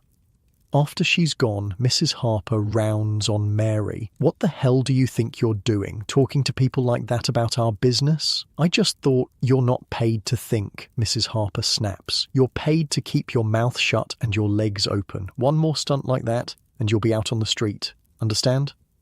Mary nods, properly chastised for now, but the card burns in her palm, a tangible connection to something beyond these walls, something that might offer a path forward not just for Betsy, but for all of them. Later, alone in her room while Emily sleeps, Mary examines the card by candlelight. "Miss Helen Wilson, Ladies' National Association for the Repeal of the Contagious Diseases Acts," it reads, followed by an address in a respectable part of town. A decision forms slowly in Mary's mind. Not an escape. Not yet. They aren't ready, don't have enough saved, don't have a secure place to go, but a step in that direction, a reaching out to people who might help them prepare for the moment when escape becomes possible. She will write to Miss Wilson, will tell her about Betsy, about Emily, about herself, will ask what options might exist for women who want more than this endless cycle of exploitation and control. It's a small act of rebellion, writing that letter, but as Mary carefully pens the words by candlelight using paper stolen from Mrs. Harper's office and an envelope borrowed from a sympathetic customer, she feels something she hasn't experienced in months. Hope, fragile and uncertain, but present nonetheless.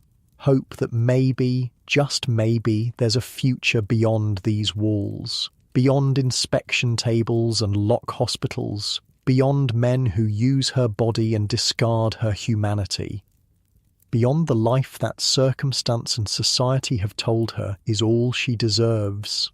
3 weeks pass before Mary receives a response to her letter. 3 weeks of doubled workloads, of caring for Emily as her pregnancy advances, of wondering about Betsy's fate in the lock hospital. 3 weeks of hiding her small savings from Mrs. Harper's increasingly desperate searches for extra income. The response comes via Tom the chestnut seller, who delivers a sealed envelope with a significant look that tells Mary its importance. She waits until she's alone in the shared bedroom, Emily dozing fitfully nearby before carefully breaking the seal. The letter is written in a neat, educated hand on quality paper, the kind Mary hasn't touched since leaving Yorkshire. "Dear Miss Smith," it begins. "I was most grateful to receive your letter regarding your situation and that of your friends. The Ladies' National Association is indeed working to assist women affected by the unjust Contagious Diseases Acts, and we may be able to offer help in your particular circumstances.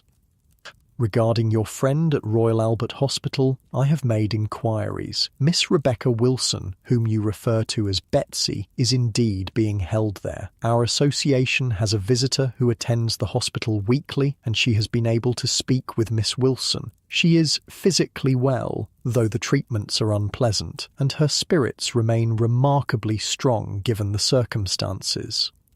Betsy is alive. The relief that floods through Mary is so intense she has to sit down, the letter trembling in her hands, alive and apparently still herself, still strong-spirited despite what must be harrowing conditions.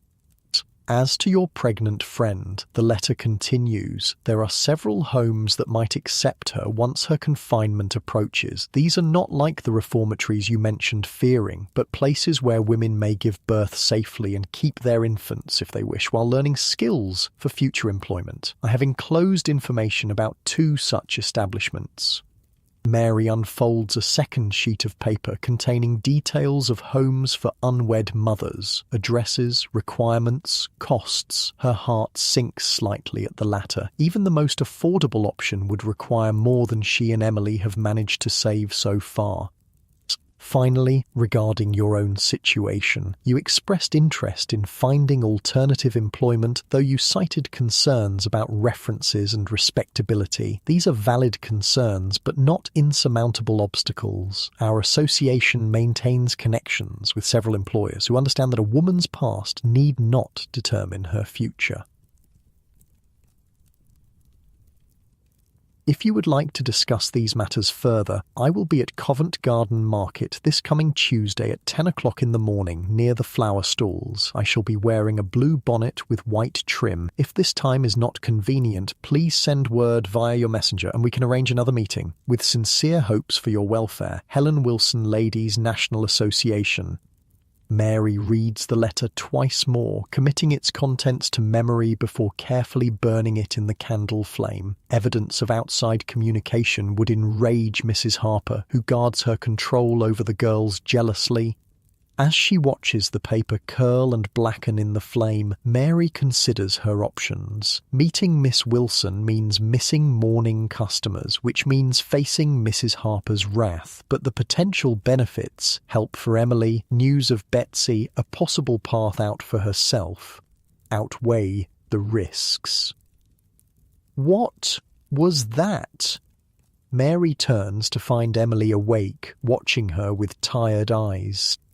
A letter, Mary admits, seeing no reason to lie to her friend, from the Ladies' Association lady about Betsy and other things. Emily struggles to sit up, her belly now visibly rounded beneath her nightgown. At 4 months pregnant, she's beginning to show enough that Mrs. Harper has started presenting her to select customers with particular interests. The promised visit from the Duke's agent is overdue, causing the Madame increasing anxiety. What did it say? Is Betsy all right? Mary sits beside her on the mattress. She's alive, being treated harshly but staying strong. She hesitates, then adds, "The lady also mentioned places that might help you, places where you could have the baby safely and keep it afterward." Hope flickers in Emily's pale face. Really? Not like Mother Blackwood's? Real medical care, and they teach skills for other work afterward. How much? Mary sighs. More than we have right now, but we're saving, and she stops, reluctant to share her tentative plan before she's sure it's viable. Emily takes her hand. "And what? Mary, please, I need something to hope for. I'm meeting the lady from the association next week to talk about possibilities." A year ago, Mary had arrived in London full of possibilities. A letter of recommendation, savings for lodgings, dreams of respectable work as a lady's maid. How quickly those possibilities had narrowed to survival by any means necessary. Now perhaps they might expand again. Not to the innocent hopes of her arrival, but to something more modest, yet infinitely precious. A life with choices. "I want to come with you," Emily says, her voice stronger than it's been in weeks, "to meet this lady." Mary shakes her head. It's too risky. Harper's watching you closely with the Duke's visit coming. Please, Mary, I need to see for myself that this is real, that there's actually a way out of here. In your warm, comfortable bed, you can probably guess what Mary decided, because when you're trapped in a situation like theirs, hope is the most precious commodity of all, more valuable than money or connections or even health. Hope that tomorrow might be better than today, that there exists a future beyond these walls, these men, these endless nights of selling your body and soul by the hour. The following Tuesday finds Mary and Emily slipping out of Mrs. Harper's during the morning inspection. They've bribed Molly, a newer girl, to cover for them, claiming they're both with a regular customer who requested them together, a story that should hold until at least noon. They've dressed in their plainest clothes, trying to look as respectable as possible. Emily wears a shawl draped carefully to minimize the visibility of her condition. Mary carries their combined savings sewn into the hem of her dress. Not everything they've set aside, but enough to act if an opportunity presents itself. Covent Garden Market buzzes with morning activity. Flower sellers arrange their colourful wares, fruit vendors call out their prices, servants from wealthy households haggle over the freshest produce. It's a world away from the stifling confines of Mrs. Harper's establishment, though Mary notes with a practised eye the working girls who circulate here too, not actively soliciting in broad daylight, but making themselves available for arrangements later. There, Emily whispers, clutching Mary's arm, by the lily stall, blue bonnet with white trim. Miss Wilson proves to be younger than Mary expected, perhaps 30, with a kind face and observant eyes. She spots them almost immediately, her expression giving nothing away, as she finishes purchasing a small bunch of violets before approaching. "Miss Smith, I presume," she says quietly, offering the flowers to Mary as if they're simply acquaintances meeting for a social call. "And this must be your friend." "Emily," the pregnant girl supplies, her voice barely audible. "Shall we walk? There's a tea shop nearby where we might speak more privately." As they follow Miss Wilson through the market, Mary remains alert for any sign of Mrs. Harper's spies. The Madame has informants throughout the neighbourhood, shopkeepers, street vendors, sometimes even police officers who owe her favours. The tea shop is small but clean, with private booths along one wall. Miss Wilson selects one at the far end, ordering tea and scones for all three before turning to business. "I must be frank," she says, her voice low enough that only they can hear. "Your situation is difficult but not unprecedented. The association has helped women in similar circumstances before." "How?" Mary asks, equally direct. "It depends on what you want. For your friend Betsy, we're already making progress. Our solicitor has challenged her detention on procedural grounds. The hospital failed to follow proper protocols during her examination. We expect her release within a month, possibly sooner." A weight lifts from Mary's chest. "And then what? She can't go back to Harper's?" No, she certainly cannot. The association maintains a small residence for women transitioning to other employment. She would be welcome there while she finds her feet. Emily leans forward. "What about me, the baby?" Miss Wilson's expression softens. "As I mentioned in my letter, there are homes that specialise in helping women in your condition. The most suitable is in Hampstead, far enough from your current situation to offer safety, close enough to London for employment afterward." "And they let you keep the baby?" Emily presses, one hand moving protectively to her abdomen. "If that is your wish, yes. They also arrange adoptions for those who prefer that option. The choice is entirely yours." The concept of choice, of having agency over one's own body and its functions, is so foreign to their current existence that Mary finds herself momentarily speechless. For months now, her body has belonged to Mrs. Harper, to customers, to medical examiners, to everyone except herself. "The cost," Mary says finally. "In your letter, you mentioned fees." "There are costs, yes, but the association may be able to assist in certain cases. Miss Wilson studies them both. May I ask how you came to Mrs. Harper's establishment? Your letter suggested it was not entirely by choice. Mary hesitates, then tells their stories: her arrival in London with false prospects, Emily's seduction and abandonment by a former employer, Betsy's gradual slide from factory work to occasional prostitution to full-time brothel life. As she speaks, Miss Wilson takes notes in a small book, occasionally asking clarifying questions but never exhibiting judgment or disgust. These are exactly the kinds of cases our association was formed to address, she says when Mary finishes. Women driven to prostitution not by moral failing, but by economic necessity and male exploitation. She reaches into her reticule and withdraws several pamphlets, sliding them across the table. These explain our work in more detail. Please read them when you can do so safely. One pamphlet catches Mary's eye, its cover featuring a portrait of a woman with determined eyes and a resolute expression. Josephine Butler and the Campaign Against the Contagious Diseases Acts. The title reads, "Hey, I need to tell you something wild about Josephine Butler. She was this upper-middle-class woman who basically dedicated her life to fighting for prostitutes' rights in Victorian England. Like, she'd go into brothels and lock hospitals to interview women, then publish their stories to build public support against the Contagious Diseases Acts. The establishment hated her. She got death threats, was physically attacked at rallies, had rotten food thrown at her. But she kept going for almost 20 years until the acts were finally repealed in 1886. Just an absolute badass who history doesn't talk about enough."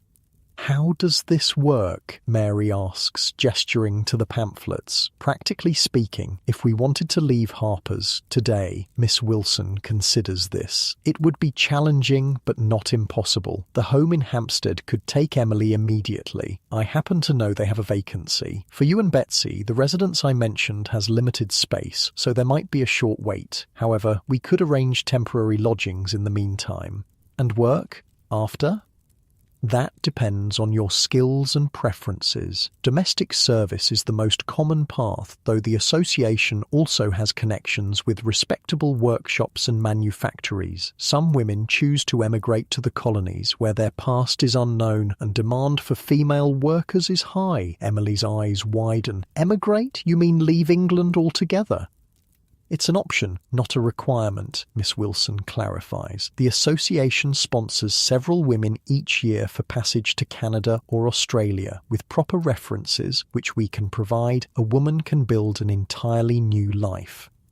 An entirely new life. The concept is almost too enormous to contemplate. Yet as Mary sips her cooling tea, she allows herself to imagine it, waking each morning without Mrs. Harper's inspection, working hard but for herself, keeping her earnings, perhaps even someday finding someone who might love her despite or without ever knowing her past. "There is one more thing you should know," Miss Wilson says, her voice growing even quieter. "What you're contemplating, leaving Mrs. Harper's without notice, taking Emily despite the arrangement with this duke, it carries risks. Mrs. Harper will not simply let you go, especially not Emily. She might send people to find you. She might contact the police, claiming theft or breach of contract. Can she do that? Legally?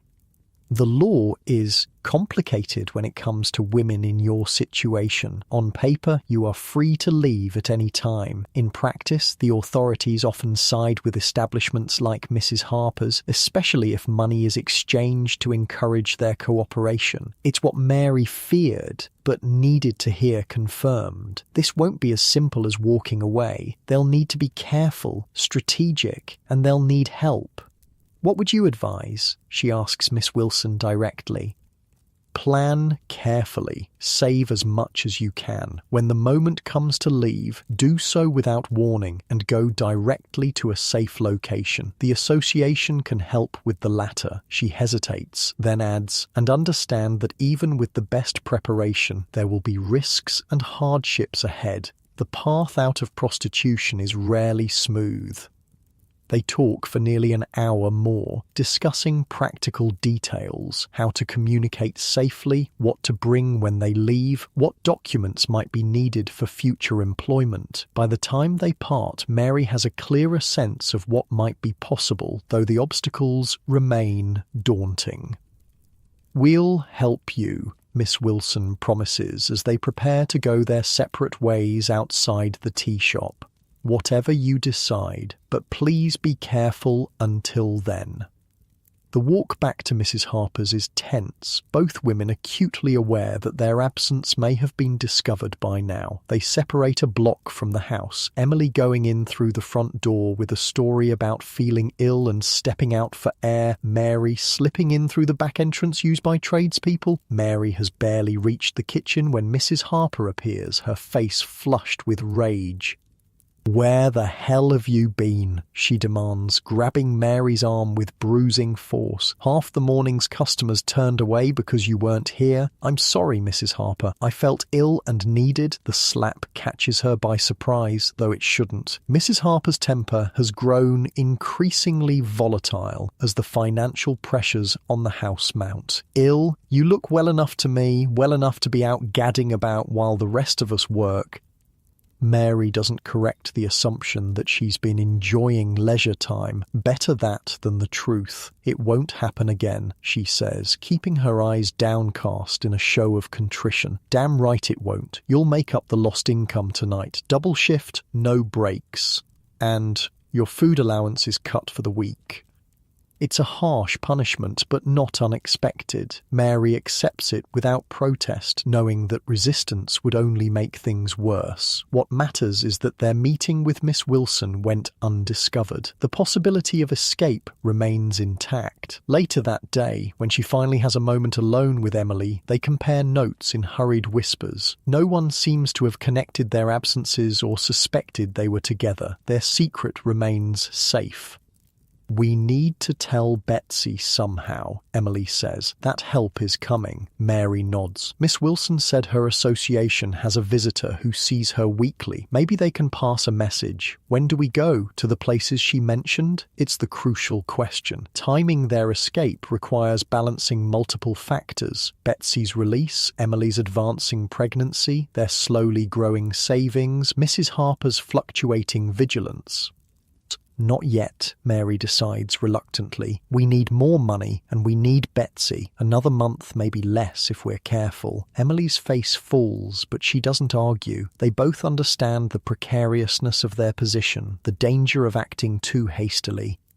What follows is a period of careful preparation disguised as routine. Mary takes on every extra customer she can, ignoring her body's protests, squirreling away pennies and shillings whenever possible. Emily plays her role for the Duke's agent when he finally visits, projecting the perfect combination of innocence and fertility that makes her valuable commodity.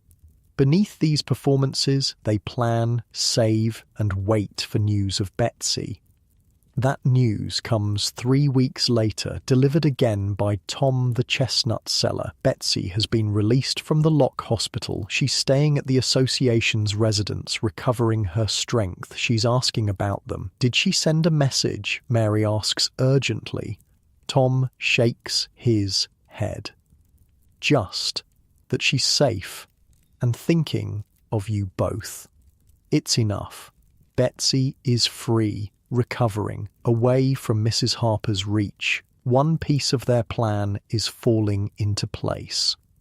The timing of their own departure becomes more pressing when Emily reaches 5 months of pregnancy. The Duke himself is expected to visit soon to see the object of his peculiar fascination in person. If he takes a particular interest in Emily, Mrs. Harper might increase her vigilance, making escape more difficult. "It has to be soon," Mary tells Emily as they lie awake one night, whispering in the darkness. "Before the Duke comes, before anyone realizes what we're planning." "How soon?" 3 days. Friday. Harper will be busy with the bookkeeping and most of the regular customers will be home with their families for the weekend. Emily's hand finds Mary's in the darkness, squeezing tight. "Are we really doing this? Really leaving?" "Yes," Mary says firmly. We're really leaving."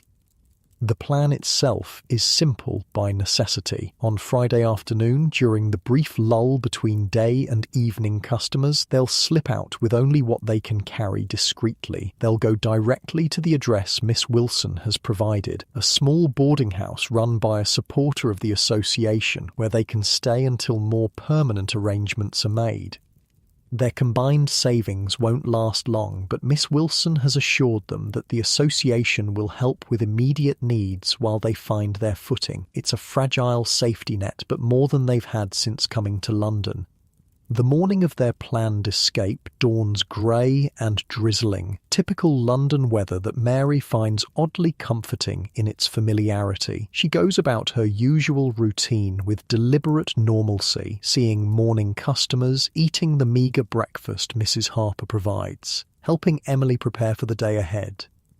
Beneath this calm exterior, her mind races with last-minute concerns. Have they saved enough? Will Emily's health hold up during the journey across London? Will the boarding house truly be safe from Mrs. Harper's reach? What if Betsy isn't there when they arrive? So many uncertainties, so many potential points of failure. Yet staying presents even greater dangers, the certainty of continued exploitation, the risk of disease or violence, Emily losing her child one way or another. They've made their choice, now they must see it through. The afternoon arrives with painful slowness. Mary has hidden their small bundles, extra clothes, their savings, the few personal items they can't bear to leave behind, in a coal bin behind the kitchen, ready to retrieve at the critical moment. Mrs. Harper is indeed occupied with the books, secluded in her office with strict instructions not to be disturbed. Most of the other girls are resting or preparing for evening work. The house has the drowsy quality of mid-afternoon, when even brothels observe a kind of unofficial siesta. It's time. Mary retrieves their bundles from the coal bin, brushing off the worst of the dust. Emily waits by the back door, her face pale but determined, one hand resting on her swollen belly as if drawing strength from the life within. "Ready?" Mary whispers. Emily nods. "Ready." They slip out into the drizzling rain, pulling their shawls over their heads, both for protection from the weather and to obscure their faces. The alley behind Mrs. Harper's is empty, save for a mangy cat picking through refuse, which regards them with indifferent yellow eyes as they pass. They walk quickly, but not so fast as to draw attention, heading toward the main road where they can find a hackney cab. Public transportation would be cheaper, but a cab offers privacy and speed, worth the extra expense under the circumstances. Mary's heart pounds with each step, expecting at any moment to hear Mrs. Harper's voice calling them back or to feel a policeman's hand on her shoulder, but the streets remain indifferent to their passage, filled with ordinary Londoners going about their business, none paying particular attention to two modestly dressed young women. It's almost too easy, Mary thinks, as they flag down a cab and give the driver the address of the boarding house. Surely something will go wrong. Surely escape cannot be as simple as walking away. But as the cab pulls away from the curb, carrying them farther from Mrs. Harper's with each turn of its wheels, Mary allows herself to consider a startling possibility. Perhaps they have already endured the worst. Perhaps what lies ahead, while uncertain and surely difficult in its own way, might actually be better than what they leave behind. The boarding house, when they reach it, is a narrow building on a quiet street in Bloomsbury, respectable without being fashionable, exactly the kind of place that might house working women without attracting undue attention. The landlady, a Mrs. Forrester, greets them with brisk efficiency, showing them to a small but clean room on the third floor. "Miss Wilson said you might arrive today," she informs them, lighting the room's single gas lamp against the grey afternoon. "Your friend is expecting you in the common room when you're settled." Betsy, the surge of emotion Mary feels at the prospect of seeing her again is almost overwhelming. After weeks of uncertainty, of not knowing if she was truly safe, the reality of their reunion seems almost too good to be true.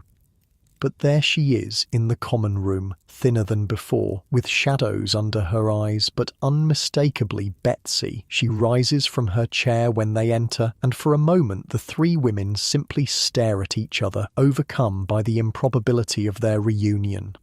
Then Emily gives a small cry and rushes forward, and they're all embracing, a tangle of arms and tears and whispered reassurances. "You're here. You're really here," Betsy keeps saying, as if she too can't quite believe their escape has succeeded. For the rest of that day and late into the evening, they talk, sharing experiences, plans, fears. Betsy describes the Lock Hospital in unflinching detail, the inadequate food, the painful treatments, the humiliation of being treated as a disease vector rather than a human being. But she also speaks of the other women she met there, the solidarity they formed, the small kindnesses they showed each other in the midst of institutionalized cruelty.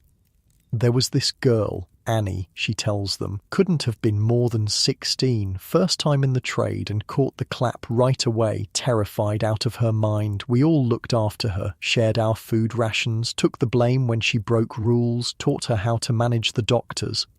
It's a familiar story to anyone who has lived in the world of prostitution, women supporting each other in a system designed to isolate and control them, the same solidarity that brought Mary, Emily and Betsy to this moment.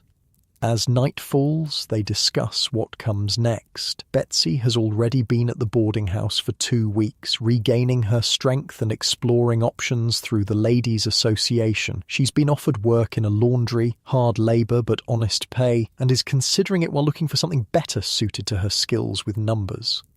For Emily, the path is clearer. The home in Hampstead has confirmed they can take her next week once she's had a few days to rest from the stress of their escape. There she'll receive proper medical care for her pregnancy, with the possibility of training as a nursemaid afterward if she wishes to keep her child.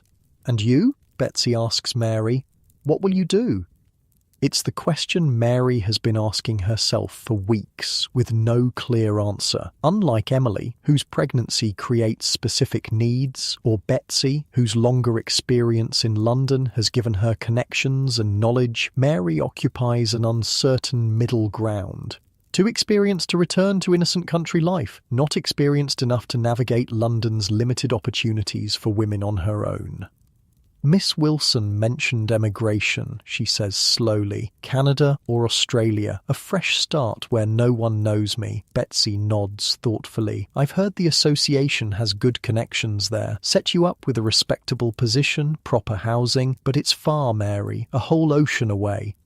That's rather the point, isn't it? Far from Harper, from all of this. Mary gestures vaguely, encompassing not just their immediate surroundings, but the whole system that brought them to this point. A place where I could be just Mary, not Mary from the brothel or Mary the fallen woman. "You'd go alone?" Emily asks, her voice small. Mary hadn't considered anything else, but the idea of facing such a massive journey and unknown future entirely alone is daunting. "I suppose so." "Unless," Betsy begins, then stops. "Unless what?"